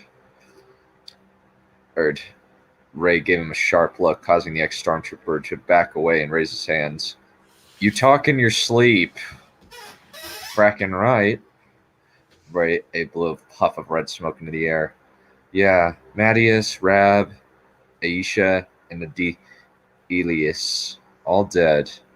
All of them. And I'm the only one who's going to remember them. Or admit they remember them, since they were declared excommunicado by the Exerium Order. I only avoided getting killed by falling down a ravine. They probably thought I was dead. Once the fight was over, I had to crawl my way back to the nearest outpost with my arm gone. She glanced at Finn. How about you? Finn shifted uncomfortably. I'm not proud of what I did, he said quietly. Ran off from home when I was a kid. Broke my mother's heart, probably. I hopped a few ships when I ran out of money. So I joined the Imperium Confederacy Army. They trained me up, taught me to shoot, showed me the right way of thinking, or at least the most appealing way of thinking to my mind. But as soon as I got into a fight, I saw what they were when large sections of my unit started running away. And swallowed. I was so scared of getting shot by the enemy that I barely moved. But if I'd run, I'd probably be dead. The enemy shot them down? Ray asked. No, it was one of the other battalions that opened fire on my guys. Finn took a short draw at the havac tube. I went crazy. I just leaped out from behind cover and charged the enemy bulwark. Finn laughed and passed the tube to Ray. I'm surprised I didn't get killed. But thankfully, everyone behind me was shooting at the enemy bulwark, making it so that the enemy was so pinned down that I was able to just wildly shoot him up. You're really lucky that you are not dead. Ray chuckled, taking another draw on the tube before letting her hand rest on her knees. Makes sense, though, considering you went berserk the first time we met. I thought you were a bounty hunter coming after me, Finn shrugged. The thing that surprised me was I had managed to get out of there after my commendation for heroism. More like insanity, Ray grinned. How'd you get out of there? Well, I just wasn't the same after the battle. I wasn't really a hero. I just ran in the right direction, whereas everyone else in my unit ran in the wrong one. But I got a good commission, and once I got and no one was looking, I bought a small fighter under a assumed name and booked it out of there. Finn reached out a hand for the havoc, but Ray had already finished it. Shrugging, Ray leaned back against the rock and tossed the tube aside before stamping it out. Since I finished the havoc, if you want to take a quick nap while we wait for that door to open while I keep watch, I see that as a fair trade. It's only a couple hours away, so what's the point? Finn shrugged. I've been on my training exercises with significantly less rest than I've been getting the past few days. Okay, then you won't mind if I nap? Ray smirked. Finn shrugged. Sure. I'm joking, Ray remarked, punching him with her regular arm. I'm not leaving you alone here. She cut off as a large space cruiser, clearly a luxury vessel, broke atmosphere and starts descending toward the mountain. Only his assault rifle at the ready. Finn looked upward with his scope. Huh, that's a senator craft, he remarked, handing the rifle over to Ray. Notice the lightning crest on the hull? He asked. Ray nodded. Well, based on my recollection, that is Lord Jupiton's pleasure cruiser. Frack! Ray returned the rifle and clenched her fist. Great, at least we know who's behind. She trailed off, a sudden phantom pain shooting up her arm. She felt a dark presence coming from the ship. What's up? What's up? Finn raised his rifle. She's on that ship, Ray whispered, fear paralyzing her. Oh, frack, we're in deep trouble. Hey, the doors are open. Finn put his hand on her mechanical shoulder. Let's go. We have a shot. Maybe we'll be able to avoid this person you're scared of. I'm not scared, Ray lied, shame and anger battling her fear. Unconsciously, she clutched her metal arm, then made herself release it. All right, let's go. The pleasure cruiser landed on the launch pad gracefully. A low hiss filling the room as the doors began to close. Just as graceful as her ship, mirrored Lilius glided down the off-ramp, her two gray and green armored bodyguards flanking her like hounds. Her white clothes contrasted perfectly with her deep red skin, her long black hair flowing down her back in an elegant ponytail. She'd specifically selected the half skirt with long sleeves and bisected skirts with a great deal of care. I have to impress our new friend, she thought as her elegant toe shoe made contact with the smooth metal landing pad. Her X-saber was attached to her back, the elegant semicircular hilt with the blade emitter at the tip, crafted from the finest Stygian steel. Something seemed to play at the edge of her awareness, just as if you were aware of a Micken or some other type of vermin skittering around the room. Absently, Lilius let her aether-enhanced senses quest out, but she didn't see anything out of the ordinary. Carefully, Lilius turned her annoyed grimace to a slight, if eager, smile as Lord Praetor Hephaestion Vulcus walked toward her. Gracefully, she bowed, concealing her slight distaste. The Lord Praetor was a very wealthy and powerful official, but his gray, scaly skin and large single eye was distinctly unattractive, not like her beloved mirrored thorn. Lady Lilius, he remarked, accent slightly slurred. I have been eagerly awaiting your presence. Behind him, his blocky droid guards, the only things he trusted to work on this project. A practice Lilius wholeheartedly approved of. Maintaining her smile, Lilius slid her arm through the tall alien's arm. It's good to be here, she remarked. As we reported, the Skyforge is fully operational, Vulcus said proudly. The device is beyond anything we've ever seen. At this rate, the Vulcus family will have the greatest fleet the galaxy has ever seen. How incredible, Lilius purred approvingly. She had to be gentle with this situation. Seducing her thorn away from the Zirium Order had been so refreshingly straightforward, but she still enjoyed this subtle game. Again, that niggling at the back of her head. Slowly, she tilted her head. It must be the Skyforge interfering with my abilities, she decided. There's so much aether in this place that certain things are concealed from me. Are you sure this place is secure? She asked, deliberately sliding her hand away. Vulcus's single eye was filled with hurt as she looked down at her. Of course, he said, the hurt clear in his tone. We keep this concealed from the New Republic for months. If anyone has slipped in, they will not leave alive. Good. Lilius purred soothingly and patted his arm, much like she would pet a dog, but as dull as he was, he didn't notice. I do trust you. I just need to be certain. Of course. Of course, Vulcus swallowed. I will get a sweep done if you ask. That would be lovely. She widened her smile deliberately and followed him to the gap deeper in the complex. Take me to the Skyforge. Ray breathed out slowly as she and Finn slipped down the blank corridor, searching for a directory panel. Where are we going? Finn wondered, wiping his dark brow with his hand. This place is a maze. I've never seen a structure like this. Yeah, Ray agreed. Glancing around thoughtfully, she glanced on the metal walls. There aren't any large vents pulling oxygen down here. Maybe it's because we've only seen droids working down here. Finn adjusted his rifle and then started flicking the safety on and off nervously. It's going to be all right. Ray couldn't keep a slight tremor out of her voice. If Lilius finds us, she will kill us. Why do you sound so fracking scared? Finn asked quietly. Because I am! Ray hissed back. We need to get out of here. She trailed off as sounds of machinery started drifting down the hall, all towards them.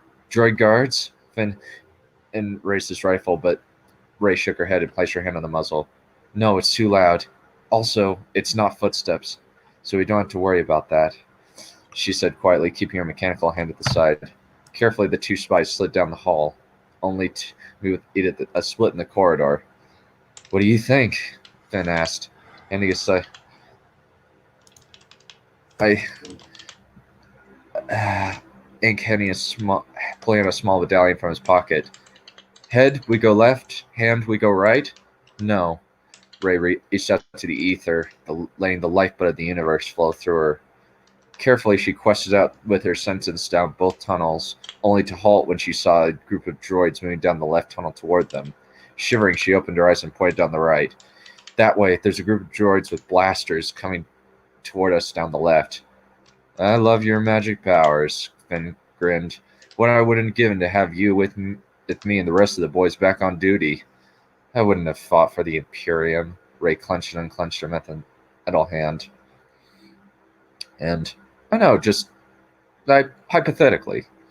Finn shrugged as he started walking down the right-hand corridor. Ray rolled her eyes and followed her friend, turning around to watch their backs. After watching for a few minutes, they emerged onto a large catwalk above a large factory line. What the frack? Finn asked, face going slightly slack. Ray's jaw dropped. At least 5 dozen battle cruisers were being rapidly assembled down below them, each one in its own docking bay. Thousands of construction droids were working on the ships as the massive arms moved immense loads of material for synthesis into the vessels. This is crazy, Finn remarked. At this rate, they'll have enough of ships to take down the New Republic in weeks. Yeah, that's why we're going to stop the production here and now, Ray remarked, adjusting her bombs. But we're going to have to overload the reactor core if we're going to make any big damage. If we just blow up a few ships, they'll be slowed down, but it'll ultimately do nothing in the long run. Problem is, we don't know where to go. Finn adjusted his blaster. No, but one of them does. Ray pointed down toward the droids moving around the ships. Think about it. We haven't seen any directory maps, so that means the droids must have the layout programmed into their databanks.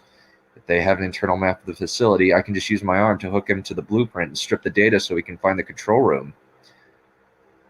Yeah, but there's a fracking army down there.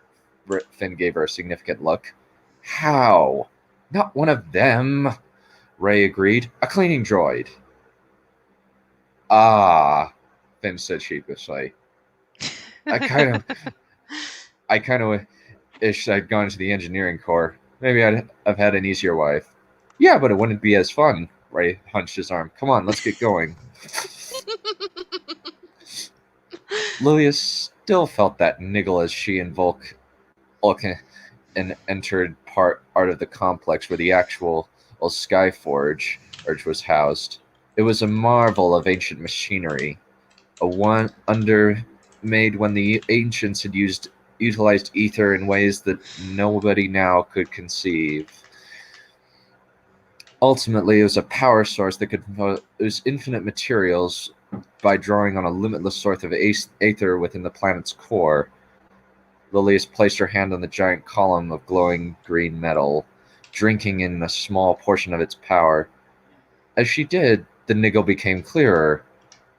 Someone was here, and a lack of flesh and blood made the presence of 2 aether channels more noticeable as she tapped into the immense power of the Skyforge. There are 2 people here, she declared. What? Vulcus exclaimed. Impossible. No, it seems as though your secret facility has been discovered. Lilius clasped her hands behind her back, thumbs stroking her X-saber blade. Pass me into the security feeds. Immediately. At once. Vulcus tapped on his communicator gauntlet and raised it to chest level. A set of screens appeared in the air, each one displaying a different area of the facility. After surveying the selection in front of her, Lilius pointed at one of the screens. What is that? She asked. It seems like a slight distortion. Vulcus narrowed his eye at the screen. That should be impossible. This facility has the best security money can buy. Refresh it, Lilius instructed. Perhaps. He tapped on his gauntlet, instantly fuzzing the screens. Lilia's smile spread across her face. Oh, well, this is interesting, she remarked as she pointed to the two intruders, one with a mechanical arm and guard on her shoulder, er, the other a dark man wearing patches of shock trooper armor. It appears as though a pair of rats have entered your facility, Lord Marshal. I shall deal with them immediately, Volkus promised, tapping on his gauntlets. My droids will deal with them. No, they won't, Lilius narrowed her eyes. One of these intruders is a former Zurium warrior. No matter how skilled your droids are, she'll cut through them. Well then, Volkus trailed off. Don't worry, Lilius said, patting his arm with false affection. I can deal with her if your droids can kill her accomplice. Yes, I can do that. Volkus grinned stupidly. I would like to keep you safe, considering you are the one who constructed this facility and many of the droids running it, Lilius continued, subtly stroking his mind with a strand of aether. Would you be so kind as to allow me joint control over your droids while I deal with them? Yes, he said eagerly. I trust you to eliminate this problem. Fool, she thought. Blinded fool. Quickly, he raised his gauntlets and tapped on his controls. A blue light emerged from the gauntlet and scanned Lilius, likely taking her biometrics. There, you can have control over the droids. Thank you, sweetling, she patted his arm. Casually, she tapped on her communicator device. All droids on the lower levels, begin shepherding them toward one of the cleared out assembly areas. Everyone else move to the upper hangars to block their escape. I want them caught immediately. Ray and Finn ran into the control room. Finn with his rifle at the ready while Ray had her hand to the side. This should be the place, she remarked, tapping on the controls. Finn put his hand into the ground and started pulling on the remaining charges out of his back. This should disable them while we get to whatever reactor is powering this place, he remarked. If anything goes right, the charges we dropped along the way will detonate leading toward our main target. Yeah, Ray remarked, placing her mechanical arm on the console and hooking it into the data stream. All right, Hello, Ray Kankar. The voice coming over the comm caused Ray to freeze. I know where you are, and I suggest you leave soon. Your escape is being headed off, but if you head to the hangar, you might be able to leave with your life. Finn glanced around, eyes displaying his nervousness. Oh, frack, he muttered. We're dead. Ray nodded. Yeah. Okay, so, we've discovered, and he started hyperventilating. Ray took his hand and pulled him into a hug, mostly to try and stop her own shaking. Okay, let's figure this out and come up with a new plan. And Finn took a deep breath. Yeah, you're right. He patted her back, then pulled away. Ray moved over to the console and started typing. If this works, I can start the process of overloading the reactor, but I'm going to need you to go down and start the countdown. She pursed her lips. If you can get down there, I can clear a path through the hangar and at least distract Lilius while you get it to one of the smaller cruisers. If you can get that, you can start fighting your way free. What about you? Finn asked. I can't leave you to die. I'll be okay. Putting on an air of confidence that she didn't feel. If you pick me up on your way out, we'll be good. Finn frowned. No, if you're fighting your way free, I'm coming with you, he insisted. Finn, this is more important than anything else. Ray gave him a hug, then casually slipping her data core into his pocket. We need to save as many people as possible. I can't and put myself first. I have to put you and the mission first. I still don't like it. Finn protested, wrapping her in a bear hug. You don't have to. Ray pulled away. Please go. She tossed him a circular hollow as she backed out the door. This should have the schematics. Pushing down her fear, Ray ran out the door and down the hall toward the hangar. Finn bit his lip and looked down at the hollow holding the schematics. Then clenched his fist. All right, let's do this. He tapped on the device, causing a small layout to appear. Carefully, he memorized the map, then ran out the door. Ray could feel she was being herded just by the fact he'd only encountered the occasional group of security droids, their blaster arms and tall, bulky build giving them an intimidating appearance. It wasn't the most intimidating model she'd seen, but hopefully there weren't any military model droids with Gatling arms or flamethrowers. As she attempted to go up, she heard sounds of droids coming toward her. Grimacing, Ray allowed herself to be herded slowly downward to the lower areas of the facility. Finally, she arrived in an empty assembly line, probably a ship that just got finished. Ray glanced from side to side, taking in the catwalk on either side. For some reason, the lights didn't seem to be working on her left side, casting the areas in shadows. Large metal frameworks are interspersed at several intervals, with several more or down on the bay. I had assumed that you were dead. Ray spun around, her hand thrust out to the side. Lilius emerged from the shadows, her beautiful deep red skin contrasting with her white outfit and black hair. You! Ray snarled. Seeming totally unconcerned, Lilius tilted her head, a slow smirk spreading across her perfect face. I see that you replaced the arm that Thorn took off when he destroyed your first blade, she remarked, sliding her elegant X-saber from her hilt from her belt so she could toy with it. Fear coursed through Ray as she saw the semicircular hilt with the small iron mega cap with the small at the top edge of the curve of the blade, or of the hilt. That blade had killed her friends. That's not his name, Ray said shortly, hand still out. It is now, Lilius advanced slowly. Jason Durandon is dead, and Mird Thorn is now the hammer of the new Imperium. Her smirk turned decidedly cruel. It's too bad you brought your friends on a pathetic heroic quest, only to have them all die. Unable to take it, Ray thrust out her hand. Instantly, her X-saber shot out of its holster inside her mechanical arm into her metal hand.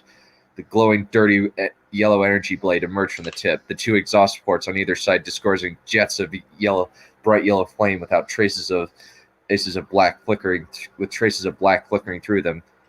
Still using the same flawed model, I see. Lilius ignited her weapon, a long red blade emerging from the emitter cap. Hopefully, this one doesn't explode like the last one.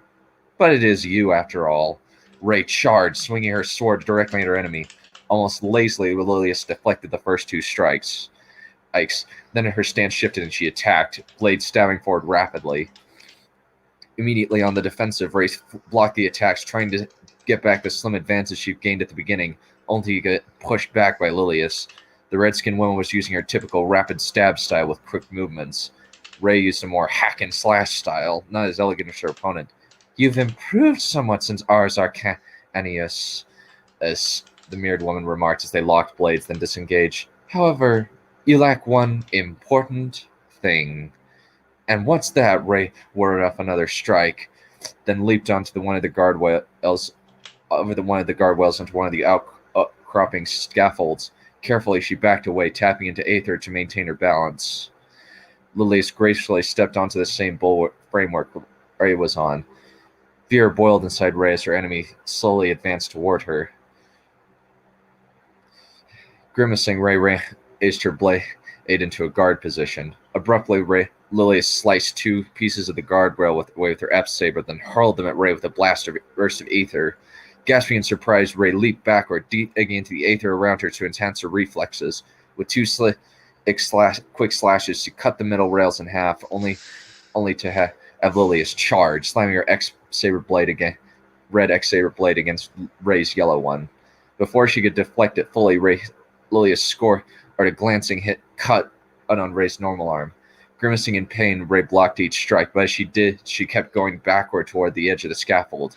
Oh, frack, he thought, then leaped toward the other outcropping of metal scaffolding with an assist from Aether.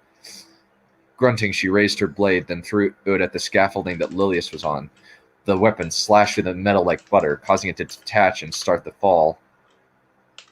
Before it could fall, Lilius leaped to the other side, blade upraised. Thinking quickly, Ray pulled her blade back to her hand with a quick pull of Aether. Grimacing, she put her blade up in a guard position, blocking her enemy's strike. Ray snarled and used the strength of her mechanical arm to push her enemy backward into the void, only for Lilius to adjust in the air and land on the scaffolding close to the railing. Frack, we're back where we started, Ray thought as she raised her blade. Is that the best you can do? Lilius slashed Ash downward at the scaffolding, causing it to detach. Ray stumbled, then leaped into the air, propelling herself to the opposite wall with a burst of aether. Deactivating her blade, Lilius jumped after her, landing on the same scaffolding bar, both of their blades igniting with a hiss. Face focused, Lilius rushed forward, slamming her sword into Ray's blade over and over again. You can't win, Ray, Lilius taunted as she pushed her backward with a rapid series of strikes. Grunting, Ray leaped backward over the guardrail onto the catwalk. Lilius thrust out her hand and ripped the railing free so she could hurl it at Ray. Deactivating her blade, Ray leaped to the side and rolled, only to have an aether push slam her into the wall. White clothing fluttering around her, Lilius advanced toward Ray, her red blade casting a bloody light over the walls. Ray scrambled backward, only to start clutching at her throat. It was as if an invisible hand had closed around her neck and was slowly choking her. You lack focus, Ray, Lilius remarked as the hand got tighter and tighter. What's that? She said playfully. No angry comeback? No insulting remark? Ray gurgled, trying to reach out to Aether, but it was as if there was a wall between her and her power. And now, Lilius started pinching her fingers together. Ray started seeing spots, vision sputtering. She started blacking out. A sudden series of blaster bells sounded, along with the sound of Lilius cursing. The hold on Ray's neck immediately loosened. Coughing, she put her hand to her throat, massaging and feeling back into her neck. A familiar voice came from behind Lilius. I'd rather not shoot a woman. Oh, frack it, Finn. Ray thought, though she couldn't help but feel relieved if he was there. Slowly, she looked up to see Finn pointing his rifle at Lilius. Oh no. So, Finn continued, I prefer you put that weapon down and cuff yourself to the railing. But if I need to, I will put a blaster bound in your forehead. You cannot be serious. Lilius sounded utterly incredulous. I'm dead serious. Finn said firmly. Now, I suggest, is this the person you brought as backup, Ray? Lilius asked, spinning her X-Saber blade through her fingers as she examined Finn and with a speculative expression. I must say, I'm thoroughly unimpressed. I'll give you to 3, Finn said firmly, taking a more aggressive stance. 3! He fired 3 times in rapid succession. As if she were swatting flies aside, Ray deflected the shots with her weapon. Finn slowly lowered the gun, expression stunned. Oh, frack. Lilius rushed forward. Thinking quickly, Ray reached out and pulled on the railing in front of Lilius. The woman slowed to slice through the railing, but that gave Finn just enough time to toss an explosive at his attacker. Instinctively, Lilius caught it inside a protective aether bubble, but when Finn detonated it, she stumbled, covering her eyes. Clearly disoriented, Lilius started swinging wildly with her blade, causing Finn to back away. Finn! Ray gasped, voice still hoarse. Come on! Grunting, he raised his blaster and tried to take a couple shots, but Lilius deflected the rounds easily. Her vision seemed to clear, and she slashed at Finn, only for him to tuck and roll toward Ray. Grimacing, Lilius charged, but Finn tossed another grenade at her. Ray shielded her eyes just as it exploded inside another aether bubble. Finn reached down and slid Ray's arm around his broad shoulders. I told you to run! Ray pulled her X-Saber to her hand with a pull of aether, and Finn helped her through the door and shot the control panel to seal it closed. You think I wouldn't notice the datapod you snuck into my pocket? Finn grabbed MS, taking out his detonator. Brace yourself. He clicked the button. Loud bangs sounded all around them as they ran up. Before they rounded a corner, Ray glanced over to her shoulder to see a red X-Saber blade slicing through the door. We need to hurry, she grunted, pulling some weight on her legs to take a load off of Finn. If we don't get to that cruiser up top, we're gonna die. Good thing you got me then. Finn's grin slipped slightly as he heard a loud clang from behind him. Oh, frack. She just got through, didn't she? Yeah. Frack. Finn grunted, then slid through another door, shooting the panel to seal it behind them. Can you walk on your own? Tentatively, Ray put a weight on her leg, raising her normal hand to her forehead to mitigate some of the lightheadedness. Yeah, I'll be okay. She hefted her X-Saber. Let's go.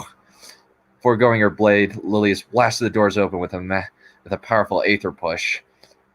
Casually, she raised her wrist communicator to her mouth. All droids converge on the hangar bay. Do not allow the fugitives to escape. Ray and Finn rushed into the hangar with the pleasure cruiser just as the battle droids began running into the room. Before they could open fire, Ray reached out and pulled some of the frameworks down on them with threads of aether. Then threw some small boxes into their ranks, tripping them up. Get the ship up and running, Finn, she called, igniting the blade. I'll hold the line while you get fired up. Finn nodded and ran up the landing ramp into the ship. She vaguely heard sounds of fighting, but it was over rather quickly. The droids advanced toward her, bulky bodies made of aluminiar, rotary guns on their arms. Focusing hard, Ray drew in as much aether as she could. Then she charged. The droids opened fire, but Ray leaped high into the air, then pushed down and outward with a burst of aether, knocking a few of the droids into their fellows. Gold X-Saber writhing, Ray landed in the middle, then started hacking her way through the droids. A few of them attempted to land a punch, but Ray tore their arms off with an aether pull. Breath coming in spurts, Ray slammed her metal fist into one of them, knocking it backward into its fellows. More and more were coming out of the metal doors and elevators, but Ray kept cutting them down, her X-Saber slicing through the metal as if it were butter. That's your problem, Ray. You lack focus. Ray remembered Lilius's words. She glanced down at her X-Saber, then deactivated it. Digging into the aether around her, she pulled one of the ships above them down onto the droids. Unfortunately, it didn't seem to have crushed all of them, but it did provide a barrier between the two sides. Chest heaving with exertion, Ray pressed her ISCOM and brought it to her mouth. Finn, you got it up and running? Almost, Finn remarked. I had to change a few of the biometrics before I could turn it on. Frack, we need to leave before. She cut off as the ship was hurled aside, revealing Lilius.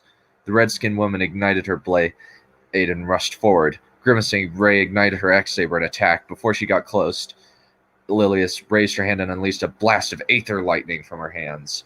Frack! Ray raised her blade to block her lightning, only to be pushed back.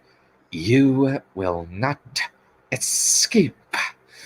Lilius advanced slowly, face twisted in concentration. I don't need to, Ray grimaced, holding her firmer grip on the blade. She couldn't do this forever. The flawed blade would overload. That had to be what Lilius was planning. However, Ray couldn't do much to stop her. Grunting, Ray reached inside herself, trying to find calm. She reached out to the aether and hurled a few boxes at her opponent. As if she were flies, Ray slashed the boxes. Lilius slashed the boxes out of the air. You are only prolonging the inevitable. Lilius deactivated her blade and clipped it to the back of her belt. Then she unleashed a second torrent of lightning at Ray. The lightning connected with the blade. The exhaust valves on either side of the blade measure, sending out even more fits of fire. Oh, frack. Ray pulled her flesh hand away just as the X-Saber exploded, disintegrating her mechanical arm up to the elbow. Ah! Ray screamed as she was thrown backwards on the landing ramp, pain shooting through her brain. Grunting, she pushed herself up, using the ramp pistons as support. Lilius advanced, smile cruel. This is the end for you, Ray. She ignited her blade. As Ray reached out to the aether to make a few last attempts of resistance, a pair of rotary guns lowered from the ship and started firing at Lilius. The mirror blacked away, deflecting each bolt. Ray! Finn's voice sounded over the intercom. It's up and running. Let's go!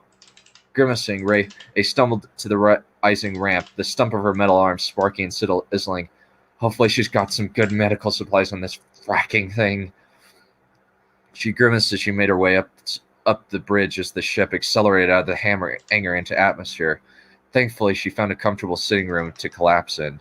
The large circular couch inserted into a hole in the floor accepted her weight. Grunting, she looked down at her ruined arm, then pulled the small, slightly cracked yellow crystal that had been powering her X-saber out of the stump. She turned it over in her fingers, then slipped it into her pocket. At least I don't have to dig it out of my skin this time, she grimaced. Ray! She turned to Ethan, rushed into the room, face covered in sweat. You okay? Mostly, Ray swallowed. It's on autopilot? Yeah, as soon as we're through the atmosphere, the hyperdrive will engage and shoot us back to base. Ben ran to one of the panels and started fiddling with it. I'll get you fixed up. This thing probably has some good medical tech we can use to repair that arm. Thanks, buddy. Ray leaned backward and closed her eyes. You already disabled any tracers embedded in case of theft? Yup. That's what took me a while to get back here, Finn grimaced. Fracking difficult. These rich people really like their stuff. Lilius watched her pleasure ship break atmosphere and shoot off with a grimace. We will meet again, but until then enjoy this respite. She dusted off her arm. Lady Lilius!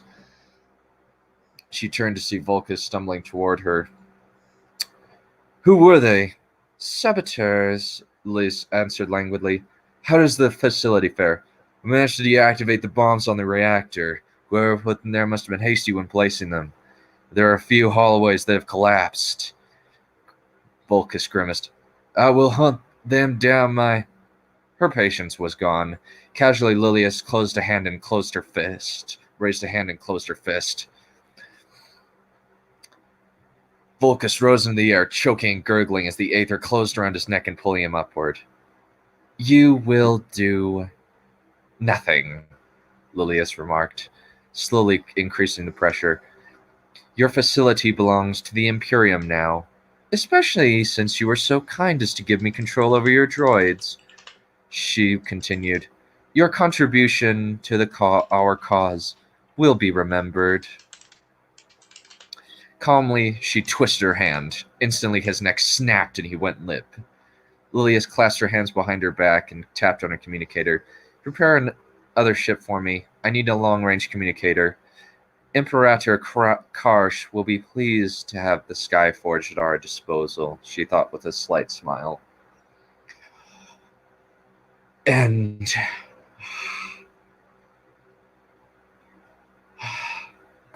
end of thing. Yay! Nice. I like this so much better. Jesus Christ, that was some excellent rap.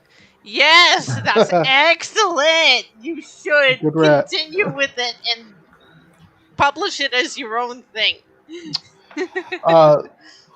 So, what one thing that I did notice though with the use of the word frack, I felt like it was a bit overused. A little bit. Well, It's no, I understand the use of it, but like why I'm saying it's overused is because if you use only one Curse. one word that kind of replaces a curse word, it just kind of makes the reader kind of feel like why don't they just say fuck if there's no other slang to go with it. So if you interject more varied slang between the uses of the word frack, it will sound more natural. But if you only used frack, then it more just feels like it's just fuck. Yeah. I mean, that's probably what you were going for, but you kind of did need a little bit of, let's say, variety in the curse words. Yeah. But if that's the main criticism, then there's not really. It's pretty good. Well, I mean, just enjoyed this. Yeah, you could have used insults like Roundhead or Abrams. Yeah. Let's Abrams. see. A few other Star Wars curses that I picked up from the expanded universe is Kark and Kriff. And I know there are more. Like Yeah. the I'll have to scruffy edit looking this nerf wherever. herder, but scruffy looking Yeah. nerf herder does not work with Lilith. You'll Yeah, have to I mean, use yeah, I something mean, else. I think calling someone a scruffy looking nerf herder means you want to ride them all night long. What? That's certainly how I took that when Leia called on that. Some hot shit right there. Yeah, nice. Any other feedback on it? Well, I like how she was not whole at all. I loved that she had a mechanical arm that she could do stuff with. They really, really needed to do that to her in their actual movies. I like how Ray didn't make me want to kill myself. Yeah, Ray was awesome in this, and Finn too. Finn actually felt like an ex-stormtrooper. He didn't feel like the Black token comic relief black character. sidekick. Yeah. Yeah, he didn't feel like it. He felt fleshed out, and it worked so well. Yeah, sorry that was really long. Sorry it was really long. That's fine. Yeah, like so. I think I missed. Like, it was hard to. I think I might have missed some of the world building that you might have put in there, but I wanted to do my own Star Wars rewrite at some point. I don't know if I'll have to put any but time I'm not sure how into it. I'm gonna do that since The main issue I've had was making the main characters competent, which is something that you did manage to do. All the characters felt like they were doing their best with the situation at hand, and they weren't like being either. The two things that the movie did was either making them so overpowered that they could just. Well, no, not even hyper competent. They would just blast their way through any challenge, or they were so incompetent that they made their own problems. So you managed to avoid that, and it was just showing that the enemies were competent enough to keep up with the allies, and that's something that I like to work with a lot too, is making all the characters competent and doing everything in their power to make their side win. Look, you don't understand. If Holdo told Poe the plan, there would be no plot. So she had to be retarded. That's true. No, you're right. There would be no plot. She had to be retarded, okay? She didn't even have to tell him what the plan was. Just all she needed to do was drop, I have a plan, shut up. Yeah. I mean, how else would they get to create? I mean, that was such an important part of the movie. Oh my god, that was so dumb.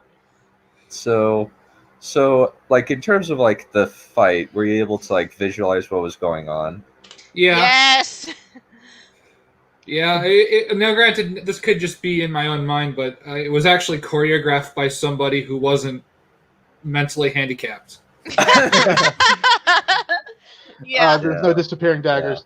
Nope, there weren't. Look, the disappearing dagger isn't a big deal, even because you probably didn't notice it, even though it brings up the question why he's not just stabbing her in the back. Yeah, so I would need to reread it myself. The fact that they had to edit it out at all is like, what are you doing? It just brings attention to it. You just don't understand the themes. Yeah, the themes. Yeah. Going back to Dunn's thing, I don't have the greatest attention span, so like I was trying to really hard to focus on everything, but I wouldn't mind rereading it on my own sometime and giving you more feedback on that. But I do take fight scenes very seriously, and I didn't off of just a single listen, I didn't find anything wrong with it. Nice. What do you think that Lilius was? What do you think of Lilius's and Ray's relationship, like as like antagonist and protagonist, at least this? That is the kind of relationship that she should have had with Kylo Ren. There shouldn't have been the namby-pamby, oh, I like him, I don't like him, I like him thing going on. He's the antagonist. You're not supposed to want to be in a relationship with him if you are the protagonist. Wow, Neff, you really hate women if you think that. It's pretty sexist. Yeah. But Well, that's. That's your internalized misogyny talking. I mean, if you're going to have a character that goes from bad to good, you need to set it up properly so that we want him to redeem himself. Not that we want him to die.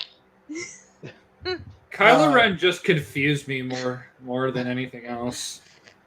Lillian, how I felt about her, she did feel like she was kind of riding on a trope a bit of going with the full evil kind of deal. She's the seductress. That's what you're feeling. No, I understand. But I think, like, I'm not saying there's anything wrong with that. Like, it can still work. I think if I read more into it, I could get a better idea of who she is and what her goals are. Or what her wants are, like what her personal views are. So like it can still work. Even like tropes are there for a reason. They're not bad. Yeah, they're tools. They're not bad. They're tools. Yeah. So I don't know if I can put a full opinion on how I feel about Lillian on just a single listen. Yeah. Yeah, she's very straightforward, very, like, not like a lot of complexity. She's more just like somebody for Ray to hate a lot. I did and like that's okay. Ray and Finn's dynamic was enjoyable, and I enjoyed Finn being more active. Mm-hmm. Yep. Well, I gotta get going. I have other things that I need to get to. So this is the part of the stream where I must sadly say... Go! Holy shit. Okay, we're going. Bye, guys. All right. Well,